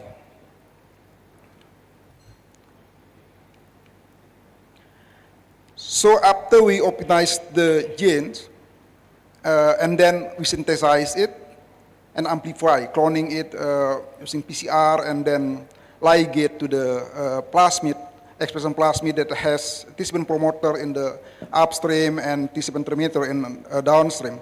And then we got the new plasmid, recombinant plasmid, which we call as a PET B cell I. This is the new recombinant, we got it. And then directly transform to the I. coli, and using the selective media, ampicillin, that we put ampicillin, and then we got the single colony. So we confirm the single colony, which is contain the recombinant plasmid or not, and then we sequence the plasmid to make sure that there is no mutation in the important regions. So after we got it, this colony will continue to culture in 5 milliliter of TB medium and incubate at 30 degree for 70 hours.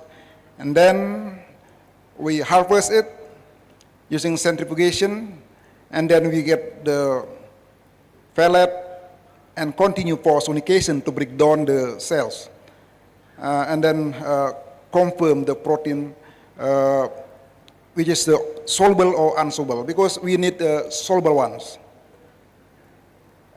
And this is the result of SDS speech. After CBB staining, there are smear band, actually the size is responsible for the target protein, cellulase enzyme. And then to make sure the smear band is the right target, we continue for confirmation with Western blotting with the antihistidine tag monoclonal antibody HRP. And we got the clear band around 38 kilodalton. That is corresponding to cellulose enzyme.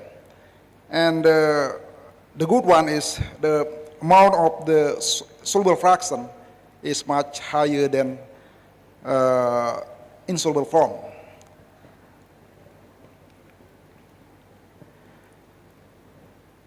So after we succeed to express to produce the cellulose enzyme in E. coli, then we try to find out the strategy how to improve the quality and the quantity of the obtained enzyme. We use two kind of strategy or method. Firstly, we insert the specific amino acid, 5 amino acid in the upstream region of the genes. Serine, lysine, isoleucine, and lysine, only 5 specific amino acid, which we quote as the SCIC tag. We call as a SCIC tag. So we put at the end terminal region of the genes. This is the aim of this study is how to improve the expression in E. coli.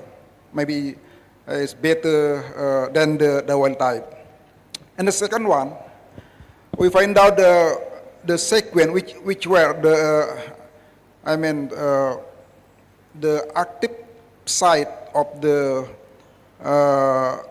domain of the E. coli, of the enzyme, cellulose enzyme. And we make mutation in several regions, 6 position in active site domain of the cellulose enzyme. So we use this method to obtain the large amount of the cellulase and also high specificity. This is the illustration of where we put the SCIC tag and also make mutation in several regions of the active domain of the cellulase. So when we put the SCIC tag using PCR overlapping with the primer that contain the SCIC and amino acid, and then digest with the enzyme and also purify it and insert in the expression plasmid, and then transform to the E. coli to assay how many protein that can be produced by the plasmid, recombinant plasmid. And the second one, we with mutation in several region, for example, in valine in 115 amino acid, we change to become lysine. And also valine in 155, we change to the arginine. So hopefully with this mutation, there are strength of the binding between the substrate and the enzyme will increase. So we construct the 4 kind of plasmid, recombinant plasmid in this research. First is wild type that have already expressed successful in the previous research, and then plasmid that contain the SCIC tag in the N-terminal region, and then the third is plasmid cellulose encoding gene that contain the mutation, and the fourth is combination between the SCIC tag and also mutation. And then we continue to transform the plasmid into the host, I call it BL21, this is special for protein expression. So after transformation also we got the single colony and culture in media, and then harvest it and assay to the SDS page to know whether the cellulose enzyme can be produced or not. So this is the result of SDS page. There are a major band that size around 33 to 35 kilodalton, corresponding to the cellulose enzyme. But we cannot clear know which one is produced the highest, because there are a lot of other protein that have already expressed.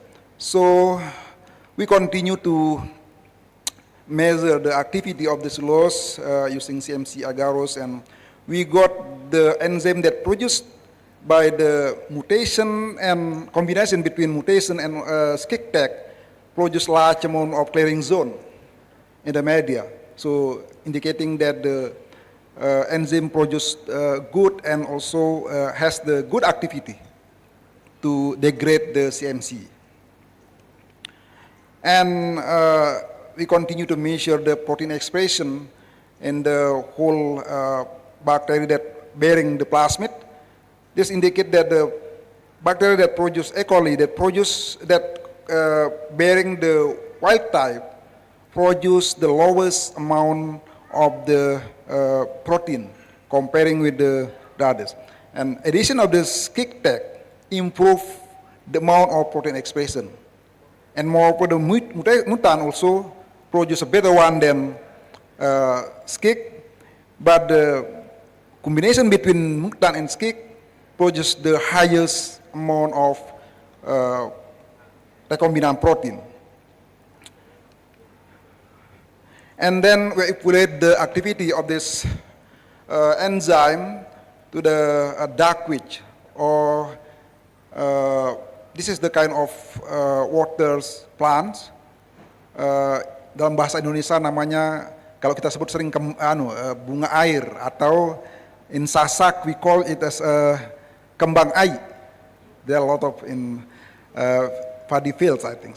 Yeah, so because it has good potency as a protein source of poultry, the high content of protein, but also high content of cellulose. Yes, so we dry it and mill it and then treat with the enzyme that we got from the experiment. And this result indicating that the total activity of recombinant cellulase in enzyme on duckweed wild type is more lowest. So as we hope, addition of SCIC tags improve desulfurase enzyme activity. And mutant also produce the more highest activity than the additional SCIC, and combination between mutation and SCIC give the best results for this experiment. We still continue to explore another variable, and then we continue to produce silage, something like to for animal actually in the next future. So we are to conclusion. So molecular engineering, such as the use of mutation or addition of some specific amino acid in the upstream region or maybe on downstream region of the target gene, will improve the quality or activity of the enzyme, sulfurase enzyme. And the improved enzyme, of course, facilitate the efficient microbial transformation of the waste to become high valuable animal food. And then this research, I hope is an example of implementation of basic science to applied science. So I will support the circular bioeconomy framework next future. So I highlight the role of molecular biotechnology to give contribution to the circular bioeconomy framework. For example, we can transform the low value resources such as agricultural byproduct and waste to become high valuable resources as animal food. And of course, they will support the sustainable livestock production system in next future.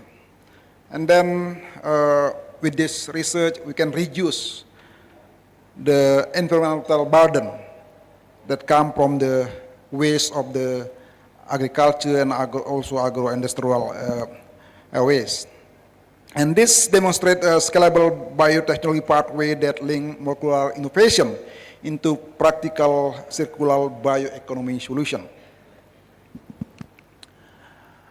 So for future perspective, the advanced molecular engineering strategies such as addition of tech, domain optimization, also mutation in active site of the functional protein further enhance the enzyme efficiency and stability, and scale up microbial biocomparison system for processing diverse agro-waste system beyond dark wheat, enabling broader feed application and next future. So that is my speech today.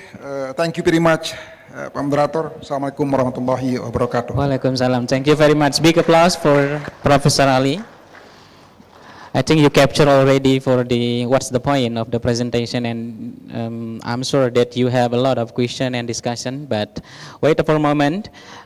We still have one more speaker staying on the theme of the sustainability.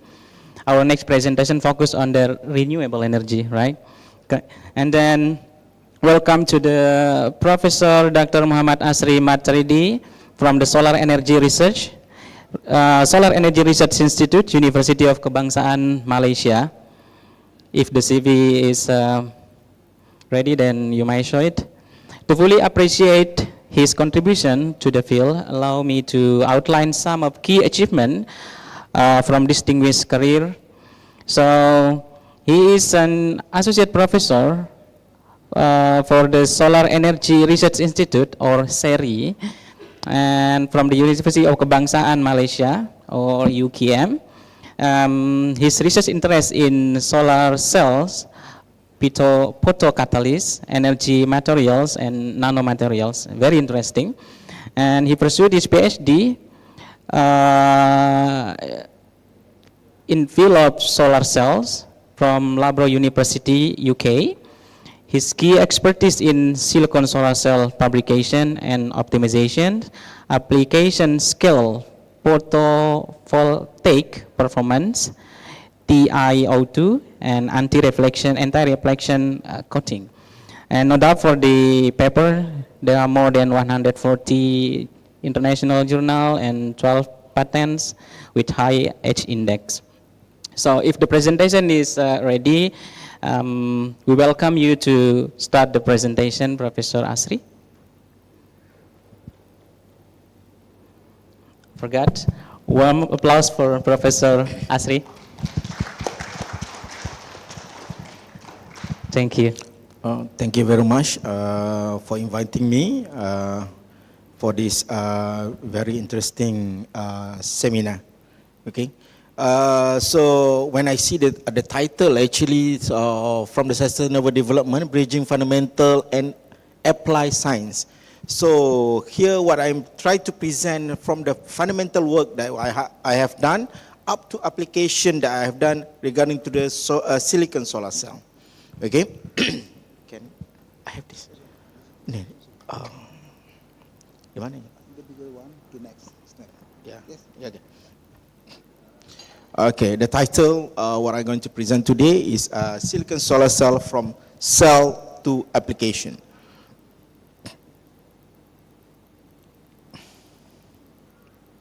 Any? No?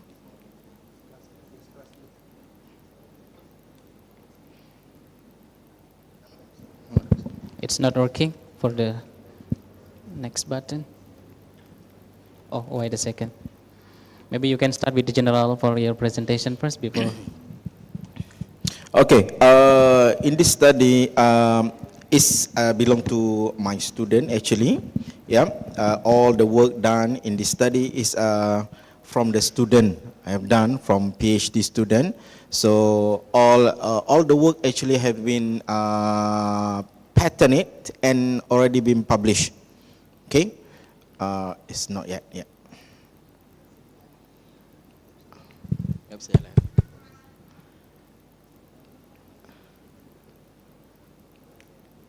Not yet. Not working yet. Okay. Okay? This is I don't want to write a lot actually. I just write for this one is introduction solar cell and application solar cell and then conclusion. Okay. Why use solar cell? Actually, it's because of low maintenance and low lasting source of energy.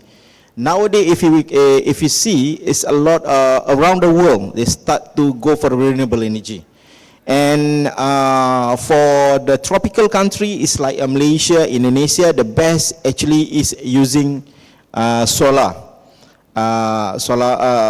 PV rather than using like others. Then might be the possible is a wind.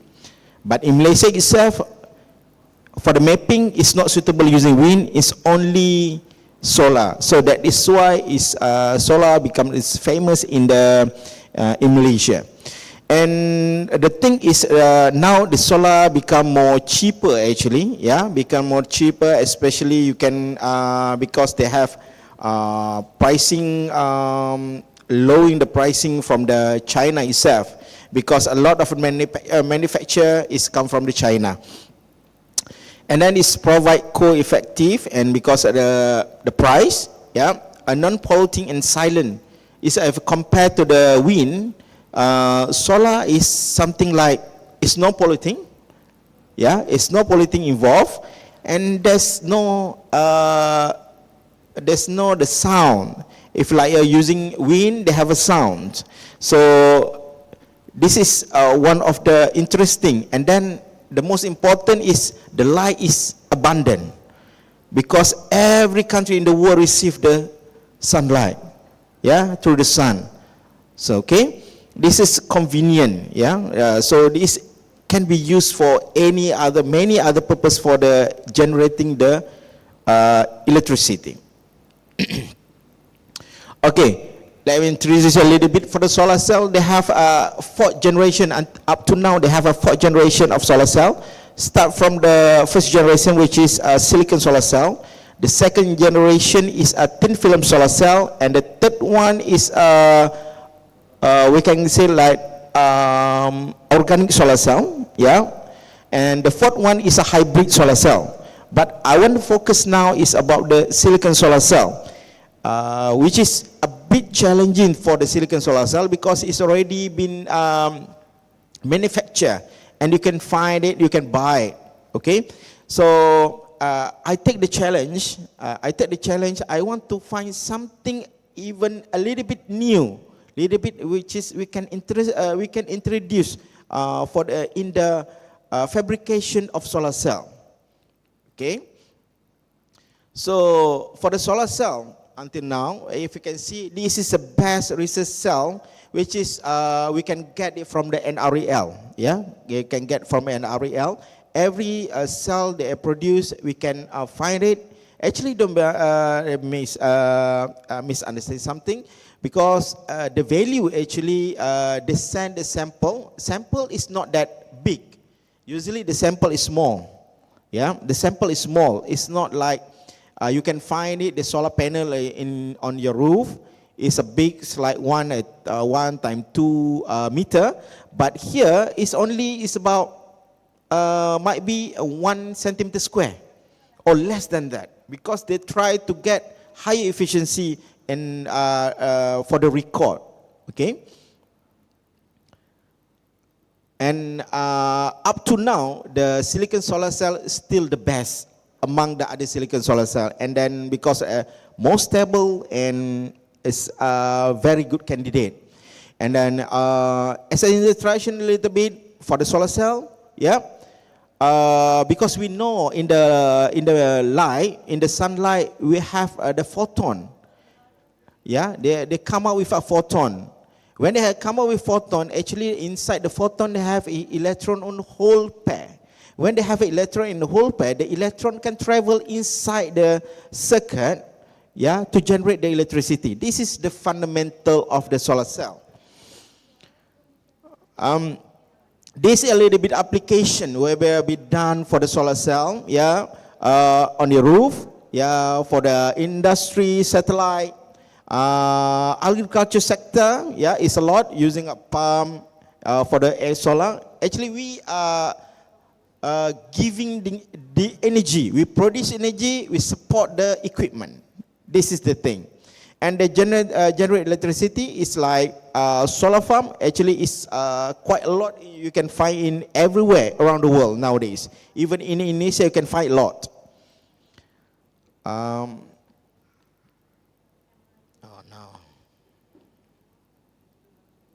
Again. The next slide button is not working. The next slide button, please. Okay. This is usually for the solar cell actually. For the solar cell, what we are studying, because it's a bit difficult, I'm trying to looking something like the small thing to change the performance. So what I find out here, the most important here is a cleaning process. Because the normally cleaning process, they are using chemical. The chemical, we know the chemical, acidic and then very toxic. Yeah. And then the chemical example like hydrogen peroxide, HCl, yeah, ammonia hydroxide maybe, yeah. So this is the cleaning process procedure for the wafer actually. So I try to replace for this process with the other method. So the texturing process, and I try to improve a little bit for the texturing process to improve the surface morphology of the pyramid structure of the film. Yeah. Okay, this is like the methodology is normal. People we have a wafer. Preparation for the wafer, we have to clean, we have to make a texturization, and we add some additive and so on, and then they will go for the silicon solar cell fabrications. For silicon solar cell fabrication, we start with the wafer. We apply for the focal diffusions, metallization, and annealing. But the thing I have skipped here for ARC coating, because I know if I do ARC coating will be better. The performance will be better. But ARC coating, they are using a very toxic, toxic and very high-end equipment. Using it like we have to using like PECVD. So I try to skip that. Try to make like material itself, like the silicon itself, to be a ARC coating. Okay, this is the type of solar cell that we have produced. The color might be not shining because of we skip the ARC coating. But this is the color before the ARC coating. Yeah, we're not done for ARC coating. Okay, we start with a two-step texturing process. Yeah, we combine. Usually, for the texturing process, they are using only alkaline. Yeah, they are using only alkaline, but this time we combine with a cyclic voltammetric. Yeah, we want to modify the surface morphology of the structure. Okay, you can see that the cyclic voltammetric, yeah, the FM result, there will be a different start from the 20 cycle up to 80 cycle. And then what the performance we get, the reflectant improve. Yeah, well, reflectant improve up to 17.17%. Actually, we try to reduce the reflectant because if the reflectant is high, yeah, if the reflectant is high, that means they will reflect back the light to outside. But we want the light, when they come to, they will absorb and they reflect inside the solar cell itself in the surface of the wafer itself. So we try to reduce, our targeting is below than 10. But now, by using this, we got about 17.17%.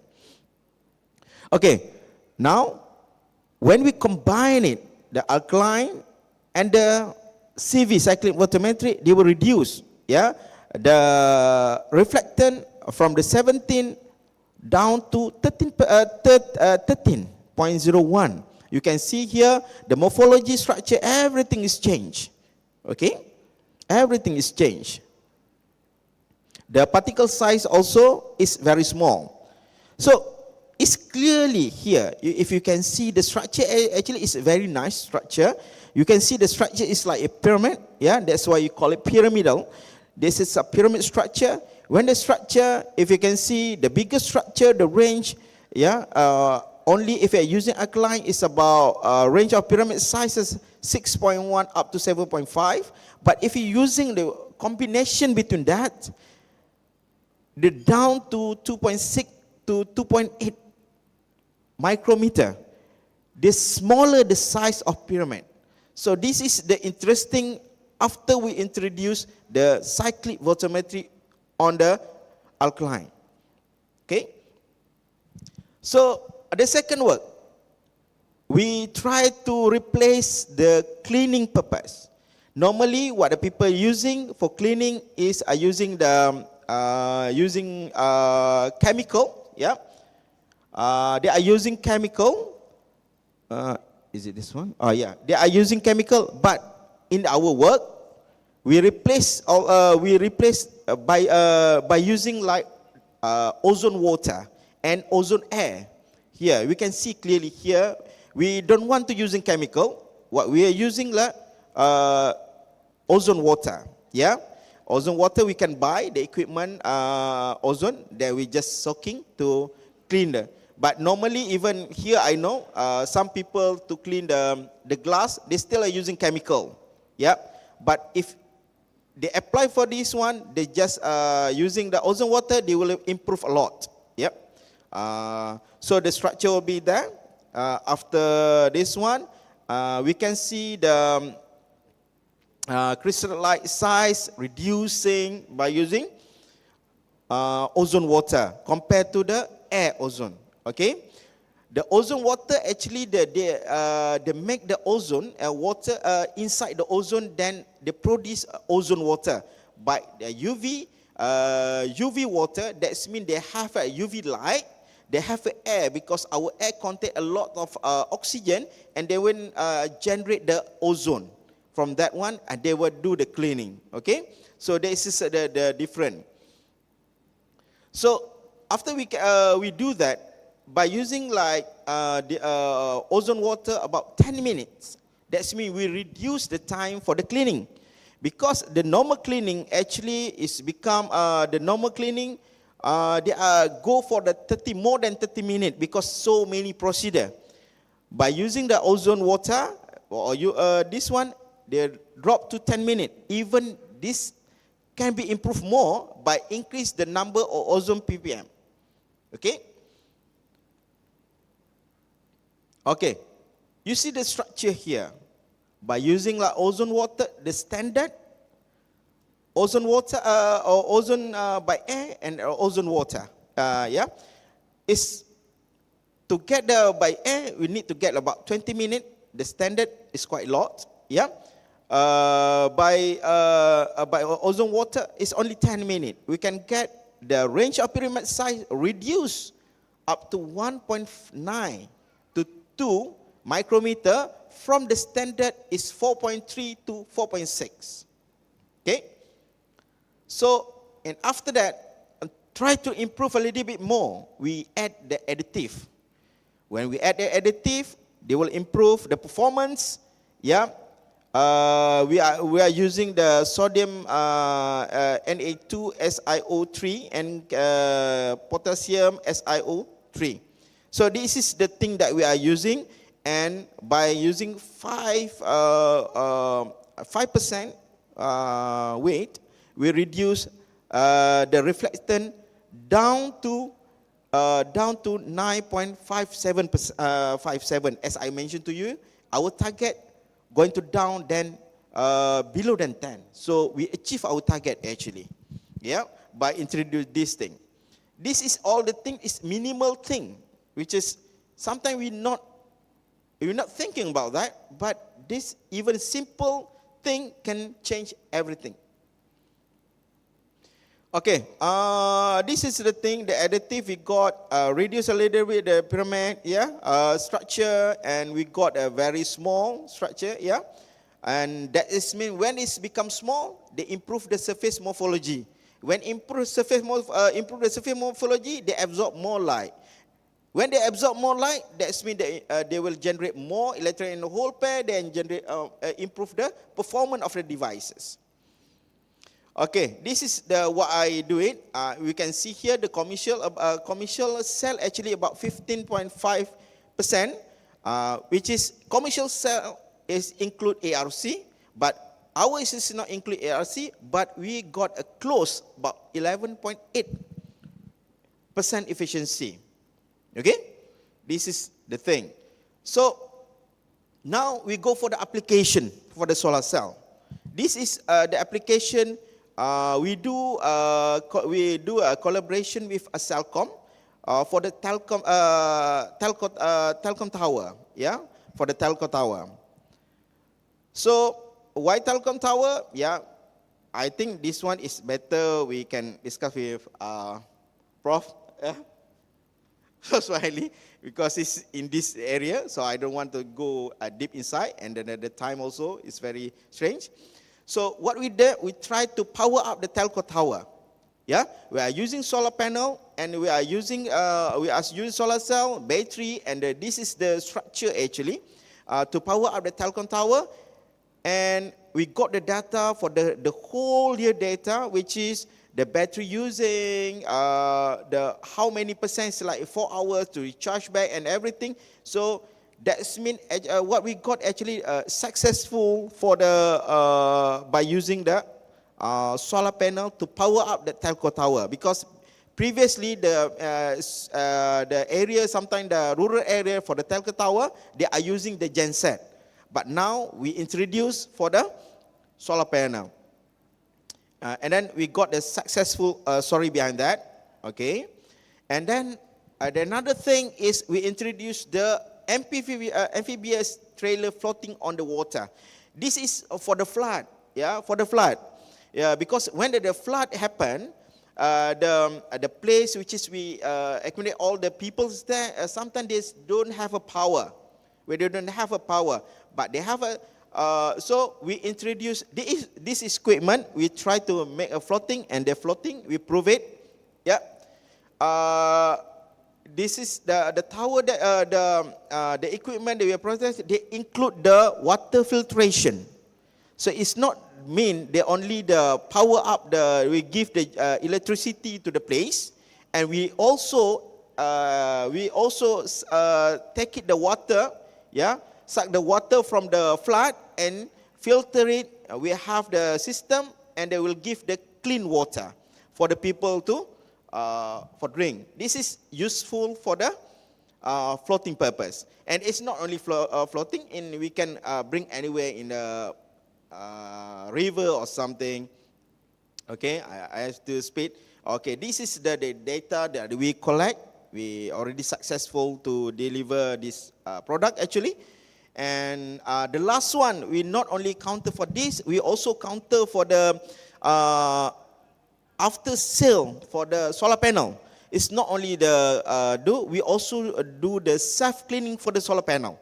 So what we did, we are using application for TiO2, and then after that, you know, because we know the solar panel is difficult to clean, yeah, because even in the roof, on the roof, in the sea or in the middle or somewhere which is not many people can do, we can do the coating, and the coating whatever the raining, that means they will blush everything, they will clean everything. It's become self-cleaning for the solar panel.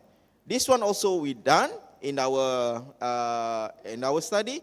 Actually, it's not of this. They improve the performance of the device as well, because we know the nature of the material TiO2. They will absorb the light, and they improve the reflectance as well. Okay, as a conclusion, we are successful to do all of this. We start from the beginning, start from the preparation of the solar cell up to application of solar cell. This is the work have been done, and thank you very much. Thank you very much. So we just finished the second presenter for this session. Actually, we have to say thank you very much also to the ICST. I realized that they invite us great speakers. In this second session, we have two professors with their expertise in cells, but one is bacterial cells, utilize the E. coli, which is also utilized for sustainable production of the protein. And the second one is Professor Asli, also very great job and how to utilize and innovate the silicon solar cells to improve the efficiency.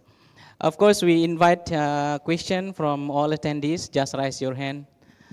The first one for the microphone, please. Second, is there any committee to help for the microphone? Please state your name and institute.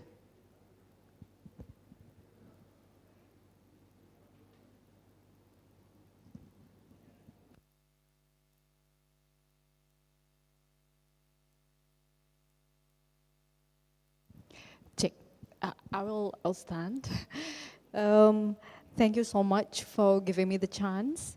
I'm Nina from University of Mataram. If you don't mind, I will sit again after introducing myself. It's really nice to see you again, Prof. Asri, here. Since our last meeting at Malaysia, together with Prof. Aris Doyan and Prof. Susilawati. Actually, I really feel really interesting in thinking about solar cells for my PhD. So I have, can I ask two questions? Yes, please. Okay, thank you. My first question is about chemical mechanism and surface textures. In the texturing process, I see on your slide, you use CV plus alkali, right? And then my question is, how does the concentration ratio of the two components influence the etching mechanism on silicon surfaces, particularly in forming and optimized pyramidal structures for enhanced light trapping? Maybe you already explained some, but I think I need more elaborate explanation for that. My second question is about optical performance correlations. Could you mind to elaborate on the correlation between CV and alkali-based texturing and change in spectral reflectance, especially within the wavelength region that are critical for high efficiency silicon solar cells? That's all my questions. Thank you. Thank you for the question. I think you can directly answer if you have the question. Yeah, actually it's from the, what you asked, for the first one is CV and alkaline. Actually the CV, the normal people done is only alkaline. Alkaline, that means they are soaking inside the solution. Okay, inside the solution, because the solution they are using like NaOH, all this, all the solution is corrosive. They will corrosive and to form like pyramid. Okay. But what we done here, after that's what we done here. We try to start from the alkaline, and then we do this. We do the CV, cyclic photometry, because cyclic photometry, the thing for cyclic photometry is similar with sodium, because they keep crash and try to reduce amount of the material. That's why when the people done CV, actually some of people don't know how the limitation of the CV, because they will corrode the film actually. So this is the thing. Actually, this is the idea. It's come from the my previous patent actually. My previous patent, I modified the structure using the CV. Actually, it's not like only we do the CV, we introduced it. We destroy this.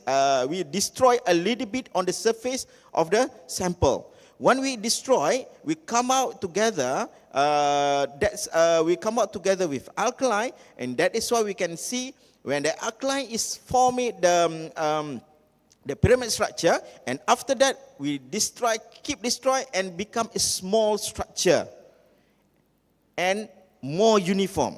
This is the way what we done. Okay. So this is if for the reflectant, because we know reflectant actually when the light come inside, yeah, on the surface, the light they will reflect back. They come to the pyramid. When they come to attach to the pyramid structure, they will reflect back. When this becomes smaller, when this light come out, they don't have a place to replace back, because the area will full with a pyramid, and when they replace back, they will come back to the wafer, and that is why they improve in that way. That's why we try to improve. We for the reflectant, we don't want is a high of reflectant. We want is a lot of absorption, and we try to improve the. We try to trap the light actually. For in case we try to trap the light, and that's why you improve the reflectant itself. Okay. Okay. Thank you. Thank you so much. Okay. For the second question.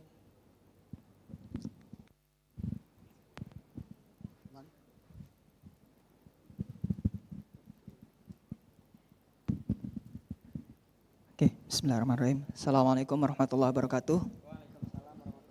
Thank you for the valuable change and time to me. I want to ask to both of our keynote speakers. First to Professor Muhammad Ali. This one as a new common for me, as Ria Koli, as we know, often said to us to make stomach cage, but in your research, Escherichia coli can make the subtract the cellulose and sustainable to livestock feed. So in your research, I thought this is in vivo research. My question is this does this research applicate to animal as like in vivo or just in vitro? And is your research applicable to many feedstock for maybe for fish or cow and etc. Then my second question to Professor Muhammad Asri. We just doing research about solar cell, and we using monocrystalline. As we know, on our research, monocrystalline significantly on the solar cell significantly high increase the temperature. So we use exhaust fan to reduce the temperature. So by using your research, is this applicable? By using your research, is the temperature on solar cell reduced and more efficient to reduce the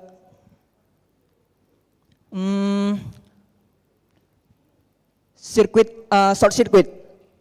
Is your research finding reduced to short circuit? Because on monocrystalline solar cell, on our research, the diode getting burned. So we can continue the research, and I want to ask, how is the solution? Is your research has produced globally and stored to the market, and how we get to apply your research finding, maybe if it has stored to the market. Maybe. Thank you. I give back to the moderator. Thank you for the question, but if you don't mind to say your name and institution. Your name and institution. Sorry, I forgot to introduce myself. My name is Muhammad Iqbal Abdilubis. I came from West Sumatra, Andalas University. Thank you so much. This is very common question actually. It's about the application. May start from Professor Ali first. Thank you for the questions. So the E. coli that we use in this research is different with the common E. coli. It is special for amplification of gene first, and then for protein productions actually. So in DNA amplification, we use the E. coli, the H5 alpha strain that help already clean the nucleus gene, for example. Yeah. So because in wild type, if we introduce the DNA to the E. coli, it will be degraded fastly. So the company have already make mutation to the E. coli to turn off the endonuclease activity. And the second one, to produce the protein, we use the E. coli BL21. So the same with a little bit same with the E. coli DH5 alpha. In BL21, the endoproteinase that have already degraded, have already mutated the enzyme. So if we produce the protein in the E. coli, it will produce the safely without degradation. Yes. Yeah. This both of the E. coli strain widely used in lab actually, and we have to disrupt it or break down it first, and then obtain the soluble fraction to implement to the feed directly. Yeah, so we can produce it in large scale, for example, in 100 or 1 liter of 10 liter is okay, and then disrupt it to kill the bacteria, and we can get the soluble fraction, and then we directly can use the soluble fraction to treat the pit. Yes, you can use for several feed materials, duckweed and also rice hulls, corn also, to improve the cellulose digestibility in animals. And for fish or animal is okay. Yes. And next future we'll try to use the more safer bacteria like bacillus. So using bacillus we can directly use in feed for prevention of feed before we can use directly to animals, both fish or animals. Thank you. Thank you for the comprehensive answer, Professor Ali. Okay. For your work, actually, what you've done is about the temperature. Yeah? About your concern is about temperature. Actually, for any solar panel is not it's not only multi-crystalline, whatever. It's all solar panel. When they exposed to the light, actually the temperature rise. If the surface is about 30 or 40, might be actually if you see the bottom or the panel itself actually already 70 to 80, because they accumulate and reflectant happen. That's why they accumulate the temperature. The temperature is very high. So the way how the people do that, yeah, I know some of people they go for the wind. What we have done, you install the wind, yeah, sometimes the nearest. But can you imagine that if you install the wind and the area actually in the desert area, because the wind coming is already in high temperature, that's not going to useful. But if in your country, it's like in Indonesia, that one is possible, but it's only reduced a little bit, yeah. And sometimes we said that there might be what you said is burn. Is it burn? Yeah, because as I told you, the temperature, when there's a temperature surface increase, the temperature inside the solar cell is also, they will be increased, and definitely they will burn everything. So that's why people say they have in Malaysia they have a current study that I done in Malaysia. Actually, what we try to done, we install it. Yeah, we install it the panel is near to the the something like swamp area, which is that area before is for the paddy area. So that is why when it's a paddy area, it's a bottom, there will be have a little bit water on that. It's not really dry. Yeah, that means they have a water at the bottom. When they have a water in the bottom, there will be the temperature at the bottom for the solar panel, they will reduce. So that is sometimes what people die is naturally. Yeah, because we don't go for something like a flash some water or something, because when you flash a water, what happen? They will come out with the dust. The dust will accumulate on the surface. They will block the light as well later on. But as another thing, that is why we try to introduce. At the last one, we introduced the coating. Yeah, we try to introduce a coating. When we do the coating, that will sometimes they will reduce a little bit of temperature, because the material itself will absorb the light. They will absorb the light and they will reduce the temperature. So in that case, they will save the panel itself. Okay, this is the thing that I think can be used for your study. Okay, is there other question?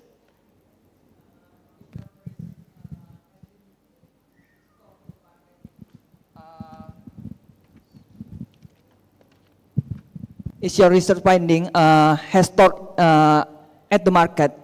Not yet. Actually, not yet. Actually, what is the finding? Actually, we sometimes we deal direct with the the previously we were solar farm. So we're not going to sell it because we deal with the industry. So that's a work is purpose. We work for industry purpose. Okay, thank you. So we only will give advice to the solar farm what you can do to reduce the whatever they need. So this is one of that one. We are like a consultant to try to solve their problem. Okay. Okay, thank you, sir. Okay. Thank you for the very clear answer, Professor. And probably you're gonna go to the last question, short question, the back side.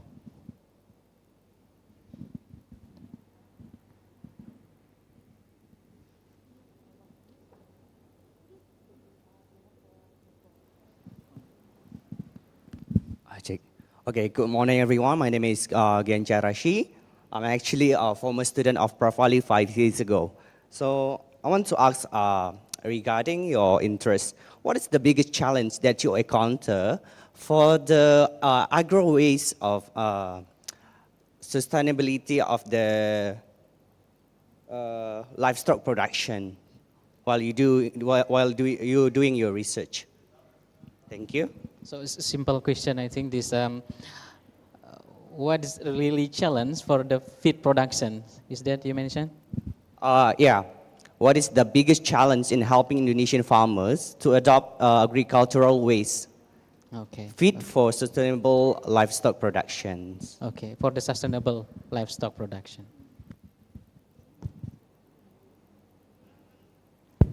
Yes, I think the big challenge in application of some biotechnology research in our society, I think we need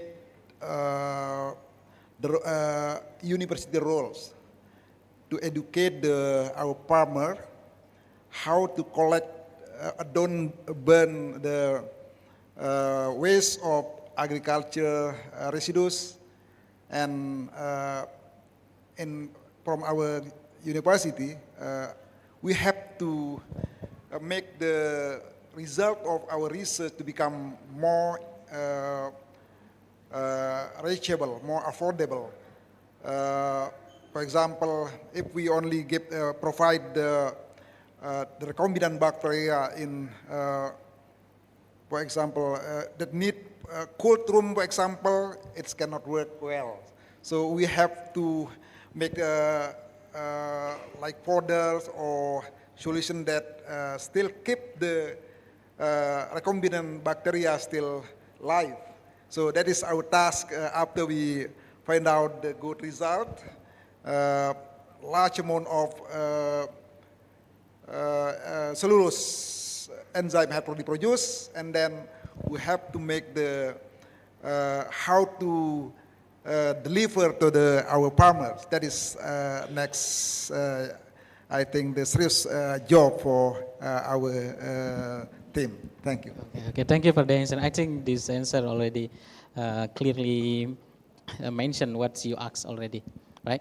Okay, once again, I'm very, how to say this, very happy to see this presentation this afternoon, because we have a chance to see two sales presenters.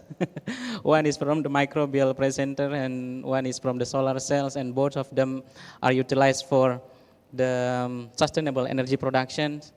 One is for the livestock sustainable energy production, and one is for the photon-based energy production.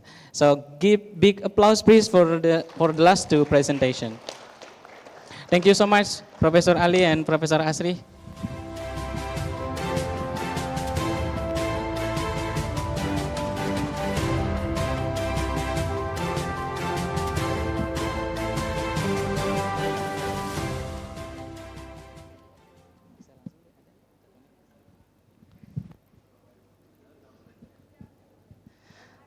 Okay, we still have last one but not least. For our final presentation is will join us by Zoom or online. Wait a second. Yeah, it is my pleasure to introduce Professor Dr. Nicholas Boldavini. Are you with us? If you can answer me, can you hear me? Yes, yes. Can Professor? you hear me? Yes. Yes, Do you hear me? but the volume maybe need to level up. So I will try to speak close to the microphone. Is it better this way?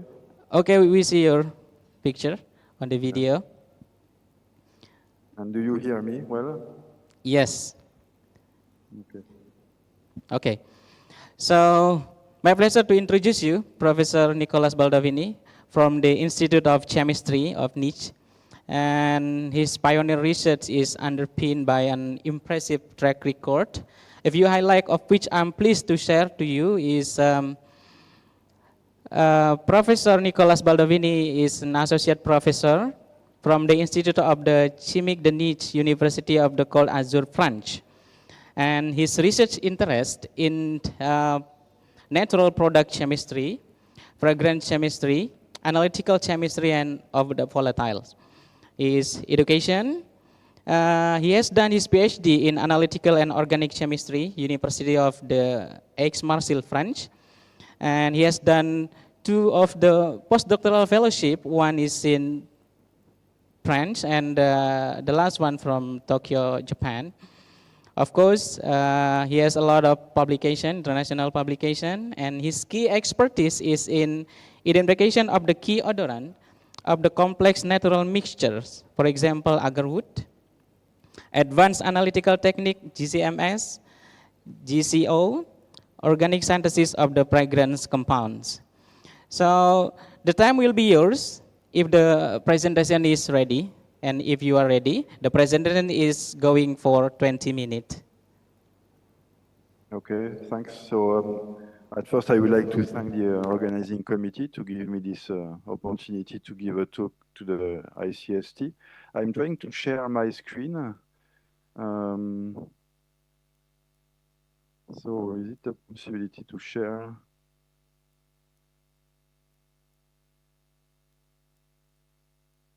Okay.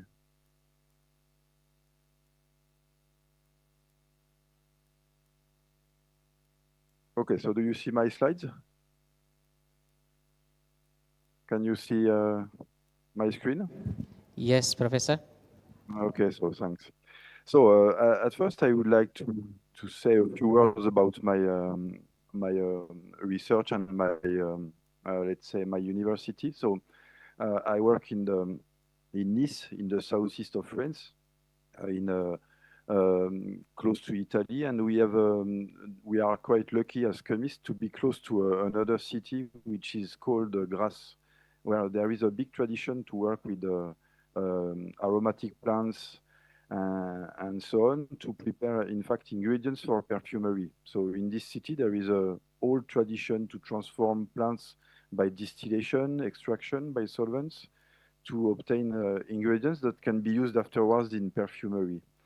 And in fact, we are quite familiar with the Indonesian products in France, in Grasse, because we used to import a lot of patchouli, for example. You know that Indonesia is the biggest producer of patchouli, but also vetiver from Java, citronella, lemongrass as well.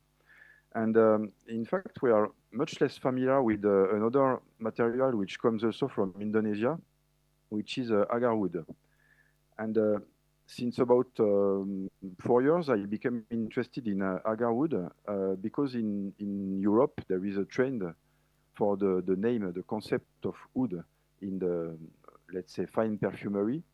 And you can see many perfumes containing the name wood. So as I'm a chemist, I became interested in these materials, and I tried to analyze what is contained in this perfume. And it came out that, in fact, there is most of the time, there is not even a single drop of real agarwood oil in these perfumes. And so I started to collect authentic agarwood oils as well as wood samples. And now I have quite a big collection of about 300 samples of oils and a bit less of woods. And I worked on the analysis of these samples because the chemistry of agarwood is very interesting, as you will see.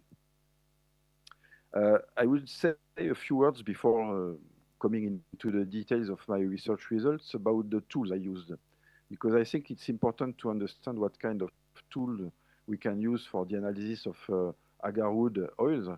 And it's important, above all, to understand what are the limitations of these tools. So basically, the main tools that are used for the analysis of essential oils in general are gas chromatography, mass spectrometry, so GCMS. But I am also interested in tools that can be used in the field. And so I worked also on very simple systems like TLC.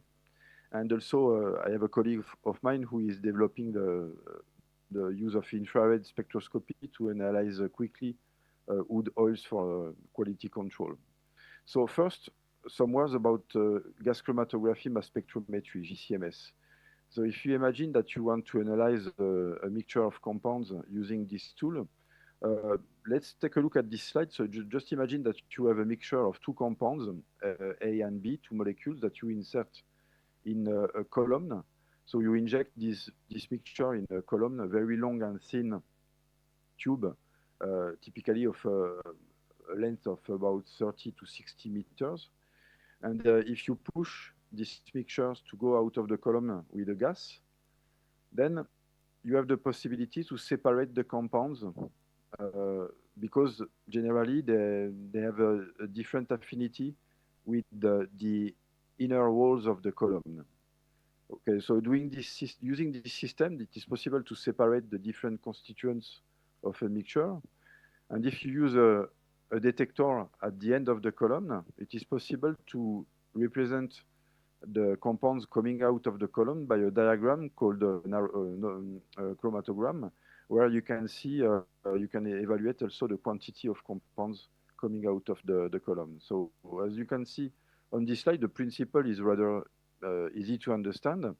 And in general, when you use GCMS, you use a detector which is called a mass spectrometer that you put at the end of the column. And this mass spectrometer will give you a fingerprint, a sort of fingerprint. We call it a mass spectrum. And the good point is that each molecule will have a specific fingerprint, a specific mass spectrum, which should be different from another molecule. So here are some examples of the mass spectra, the fingerprints we obtained on different compounds of typical compounds of agarwood. And as you can see on the slide, they are completely different, the one to the other. And the biggest problem, in fact, is that when you use GCMS, you use it with, you are helped by a computer that will compare the mass spectra of your compounds and the mass spectra contained in database. And the biggest issue you will find, even in the literature, is the fact that some people often make some misidentification because they consider that the closest mass spectrum proposed by the system, by the software, is the good one. But the system just proposes you the most similar. The system will propose you a list of mass spectra from the closest to the less close. And the closest is not necessarily the good one. Okay, so there are a lot of ways to work with GCMS, but in general, we have to be very careful about the way we identify the compounds because the closest mass spectrum is not necessarily the good one. And for the identification, to be really sure about the identification of your compounds, generally it's necessary to take into account different other parameters, and even sometimes to fractionate the oil to obtain pure compounds, to analyze it with different techniques, like, for example, NMR. Okay, so if you have a good practice with this system, it's possible to, nevertheless, to analyze wood oils. And I started to work on a large sample of oil that I could obtain from a company from Grasse So it was an authentic oil, very old, obtained from wildwood. And you see on this slide the chromatogram of the oil with the different compounds identified, some of the main compounds. Of course, the other minor were also identified, but I show only the main ones on the slide. And the composition of this oil, for example, is more or less similar to the one, the kind of compositions which were described in the literature in the 90s. And I continued to analyze oils, and I show you some examples of the result I obtained by analyzing more modern samples. So here on this slide, you can see the result of the analysis of a sample that was obtained. I could purchase this sample on a very famous shop on the Champs-Élysées in Paris. So it is the kind of sample of wood oil you can buy in Europe. And in fact, it turned out that it is completely fake, because if you look at the main compounds, the main one in the middle is a diethyl phthalate. So it's not a natural compound. It's not a natural constituent of agarwood oil. It's a solvent. It is even toxic. It is restricted in Europe. You don't have the right to sell perfumes containing this compound, even small amounts. And in this case, it's almost half of the oil is diethyl phthalate. And the compounds you see on the right are also not natural compounds.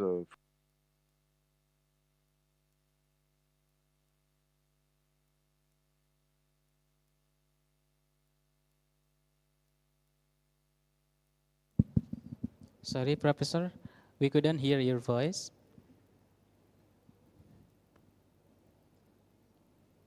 Okay, so can you hear me now? Yes. Oh, sorry. So yes, I was talking about the composition of this oil I purchased in Paris on the Champs-Élysées, in a very famous shop, which is actually not a good sample because it's a fake one. And the conclusion of the analysis is that it is an oil which is diluted in solvents. Okay, so it's even if it was sold as pure and natural wood oil, it's the kind of scam we can buy in Europe because we are not in the producing regions. So in this slide, I show you an authentic sample. So this one is a good one. It's a sample from Thailand.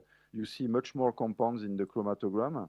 You can see that you have different compounds that are actually the same. Some of them are the same than the ones I could analyze in my old authentic sample. And in general, there is always about 4 constituents that come most of the time in agarwood oils from my collection, which are shown on this slide. These compounds are called sesquiterpenic alcohols. And I became interested in Indonesian agarwood oils because, in fact, in the literature, when you look in the 80s publications, you can find some very interesting information about agarwood from Indonesia, because there was a publication by Japanese researchers in 1984 who mentioned that there was 2 types of agarwood they could analyze. A type from the type what they call type A, which was more or less the same kind of composition that I had in my samples, and the type B from Indonesia, where they mentioned that the main components were actually rather uncommon compounds. So I show you these compounds on the slide here in red. And their names is ginkgohol, because in Japanese, ginkgo is the name of agarwood. And they were sometimes contained in very large amounts. And they are extremely interesting as constituents, because in fact their odor is very specific and very beautiful, very interesting for the composition of the fabrication of perfumes. And in fact, they just appear a few times in the literature after this 1984 publication. So they were reported several times in Aquilaria malacensis, but also in Gyrinopsis walla from Sri Lanka. and also one time recently in Aquilaria sinensis from China. And that's all we have about these two compounds, which are actually extremely interesting because they are very strongly odorant, and they were even patented as fragrant ingredients. So I became interested in Indonesian agarwood, and I tried to collect samples from Indonesia. And I would like to show you some few chromatograms of this I obtained when I analyzed Indonesian agarwoods. But at first, some samples from Gyrinopswala from Sri Lanka, which contains these compounds. I could get one sample, and on the lower part of the slide, you can see a sample of oil sold as Indonesian oil, collected from Kalimantan, and it was in fact obtained. I obtained it from a company which is based in Singapore. So I could not say that I'm totally sure about the origin, but nevertheless, they mentioned that it was coming from Kalimantan. And in these two oils, you can see that they contain the ginkgo oils. I tried also to collect samples on the Dubai street market. So I collect samples sold as Indonesian samples. And I was quite surprised to see that the composition were often very different. So of course, there are a lot of scams when you buy samples in the street market.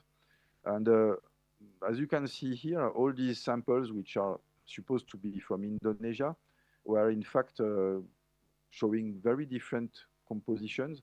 And they sometimes also contain some compounds which are probably contaminants, because patchoulol in red on these slides is a well-known compound, a well-known constituent of patchouli oil.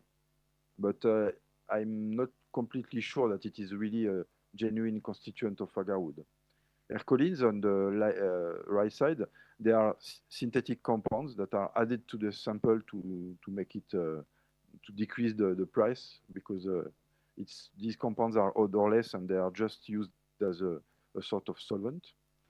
And some other samples also from Indonesia on this slide. So again from Kalimantan, Malinue, and so on.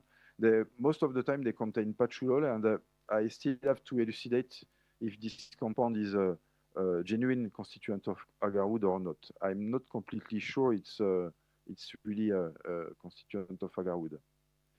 And hopefully I could get also some samples from Lombok. So I was also surprised when I analyzed these samples, because they were completely different from the sample I'm used to see.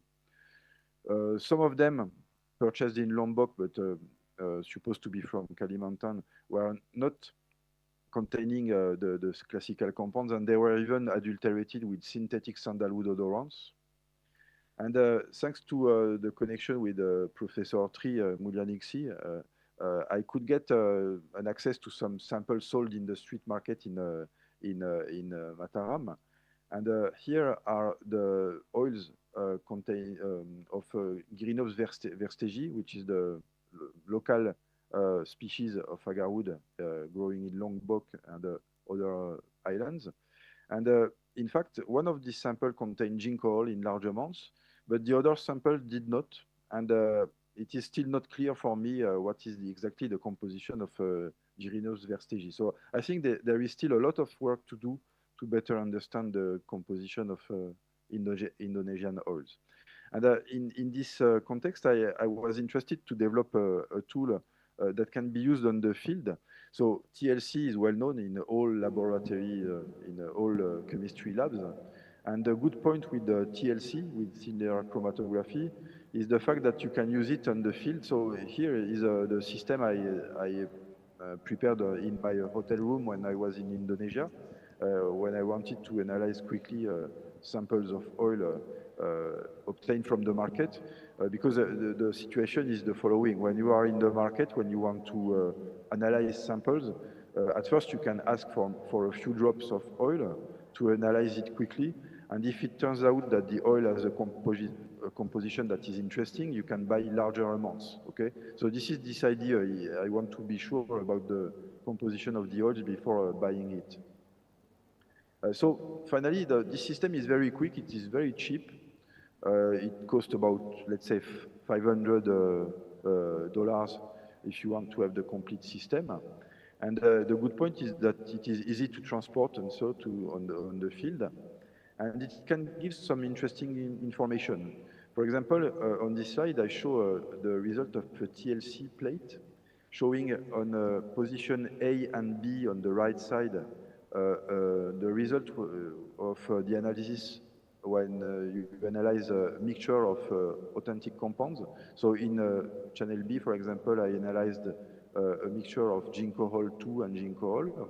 You can see the spots in purple, shown by the arrow. On position A, it is also a mixture of standard compounds, different, and you see the spots are different at different position. And if you compare the position and the color of these spots with the spots of obtained when you analyze essential oil 1 and 2, EO1, EO2 on the left side, you can confirm, you can, let's say, have a conclusion that probably sample 1 and 2 contain ginkgols and ginkgol 2. Okay, so just by comparing the position and the color, you can have some conclusion about the possibility that you have your samples or not. Okay, so you can be sure that if you don't see any spot, you don't have the sample. But if you see a spot, you can only say that probably the compound is present. It's not sure 100%, but probably it's present. So there are still a lot of work to do in order to improve this tool, but I would say that it is a good way to have a quick view of the composition of what you analyze. So a few words also about why we are doing this analysis. In fact, we are interested in agarwood oil because it's an ingredient for perfumery, and we are often interested to see what are the compounds in the oil that can have an influence on the odor of the mixture. And for that, we have a tool which is called gas chromatography olfactometry, which is used, in fact, to determine which compounds of the mixture can participate to the global odor of the oil. And the principle of this tool is shown on this slide. So you just imagine that you make the analysis of an oil by classical gas chromatography. So it produces a chromatogram, as I explained before. And if you have the flow of coming out of the column, which is directed simultaneously to the nose of an operator, which someone who will describe the olfactory perceptions in function of the time, then it is possible to describe the odors and to attribute the odors to the different peaks of the chromatogram. Okay, so using this tool, it's possible compound probably participate to the odor by bringing, let's say, an odor of lemon, an odor of wood, and so on. Okay, so using this tool, it was possible to determine that for agarwood oils, some of the compounds participate significantly to some typical facets of the odor.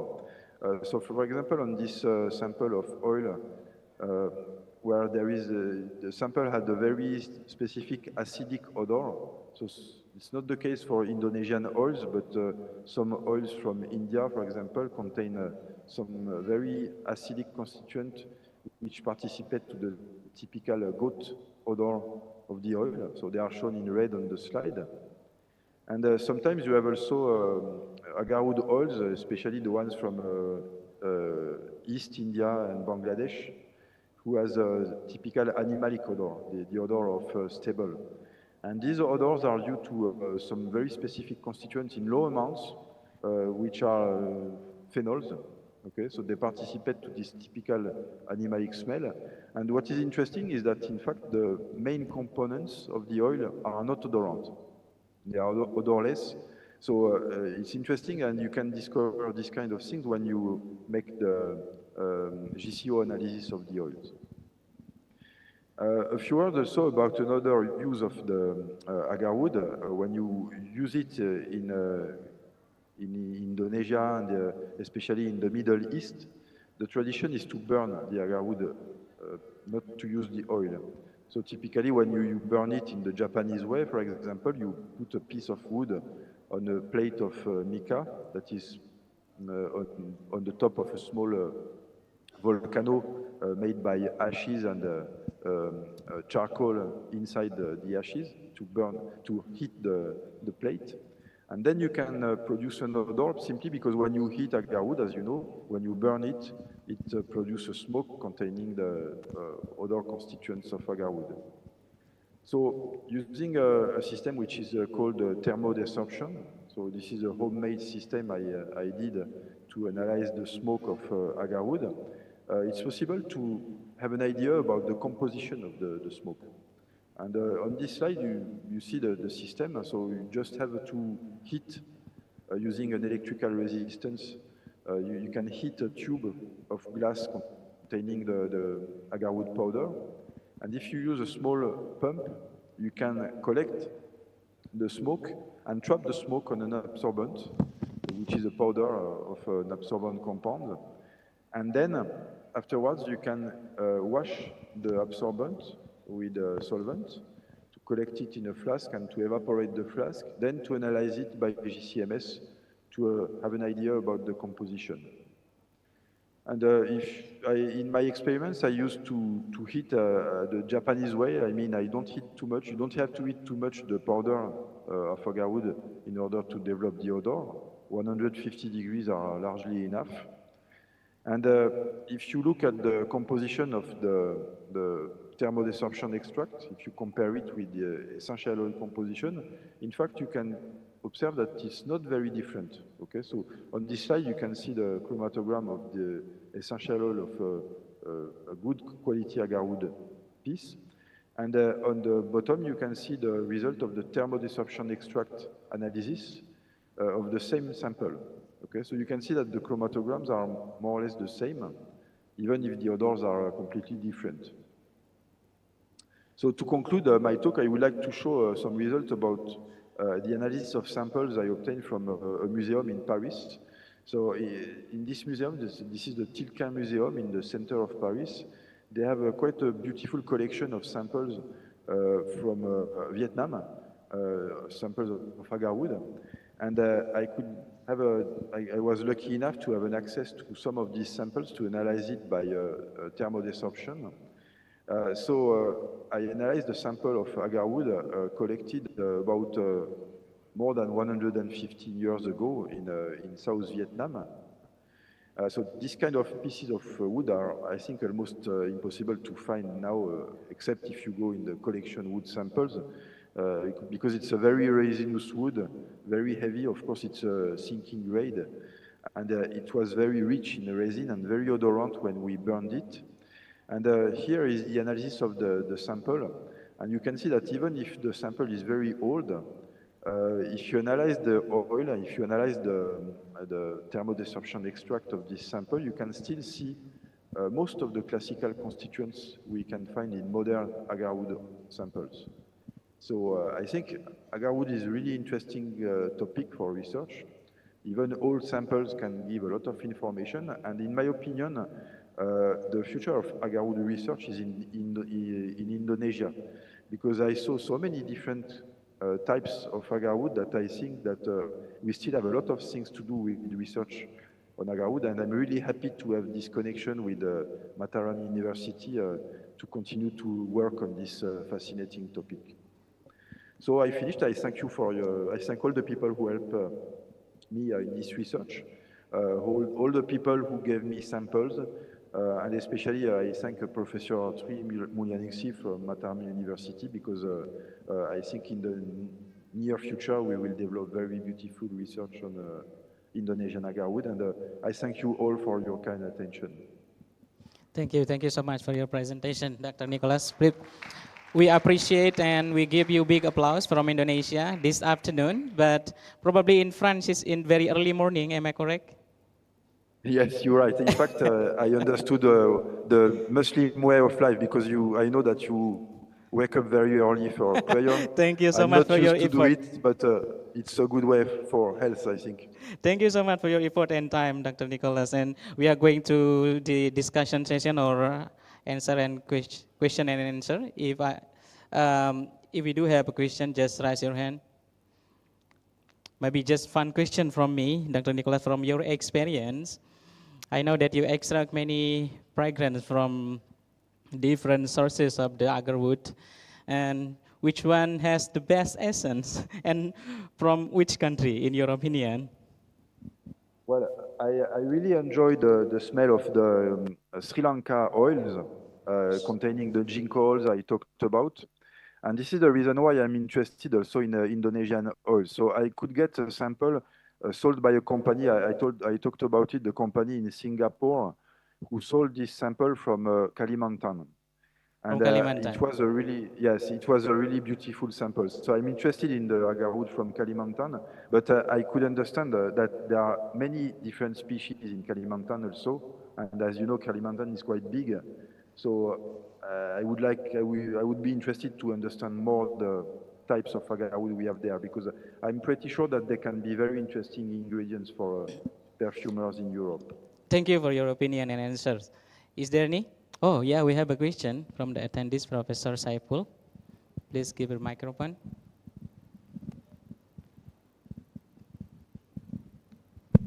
Thank you, Prof, for the very interesting presentation. I'm just wondering what the benefit and advantage of this ginkgo oil, especially for medicine. Is there any like application for like pharmaceutical aspect of it? Yeah. So I don't really know about the pharmaceutical properties about these compounds. I think nobody really studied this aspect. I just know about the odor because I could isolate pure samples of these compounds when I did some fractionation of the oils. I can confirm that they are very strongly odorant. They have a very beautiful odor. In fact, when you look at the structure, they look a bit like compounds you can find also in vetiver. And of course, you know vetiver because it is produced in Indonesia. And the beautiful woody odor of vetiver is also present in these compounds. So I think these compounds have a very interesting future in the perfumery. But as I said, I don't know. I'm not sure there are some studies about the pharmaceutical properties. Is this ginkgo oil only found mainly in the agarwood or any other origin? I think it's only in agarwood. In fact, these compounds are, as I said, they are compounds a bit similar in vetiver, but they are not exactly the same. So I would say that ginkgo oil, for the moment, I think it has been found only in agarwood. Okay, thank you for your answers.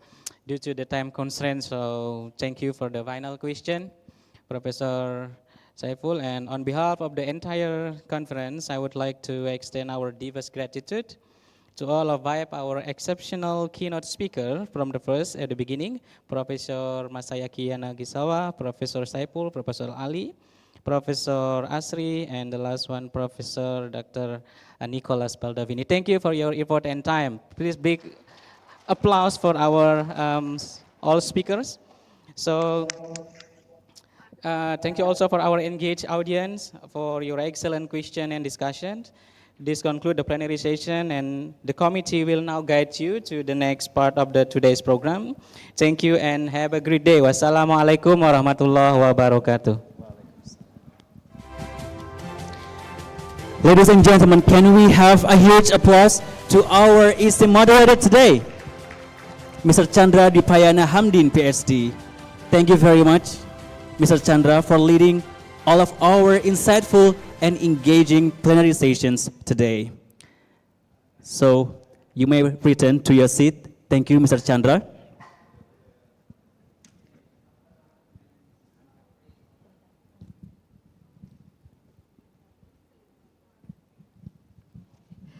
All right, ladies and gentlemen, as we have closed down all of our plenary session just now, we are finally ready to commence with our long-awaited lunch break. However, before we part ways, we have several announcements to make. First, since we have gone a little bit way from our original schedule, there has been some rearrangements for our lunch break. So our lunch break is now scheduled to last around 45 minutes. And therefore, we should be ready to begin our parallel session at 1:15 p.m. And we would like to remind you also that the parallel session will be divided into 15 breakout rooms, 5 on-site and 10 online. For those of you who are scheduled to have your presentation offline in room 1 or class 1 on-site, you may return to Terawangan 1 ballroom at the back of this main ballroom.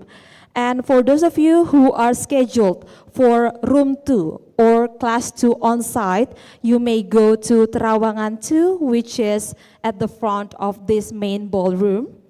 For those of you who are scheduled for room 3 or class 3 on-site, you may go to Terawangan 3 ballroom, which is located to the right of this Terawangan 2. And then for those of you who are joining us in room 4 or class 4 on-site, you may go to VIP room just outside of this ballroom. And finally, if you are scheduled to have your presentation in room 5 or class 5 on-site, you may go to transit room, also located just outside of this ballroom. And that is all for this morning. Thank you very much for staying with us until this very moment, and enjoy your well-deserved break, and we'll see you at 1:15. Thank you very much, ladies and gentlemen.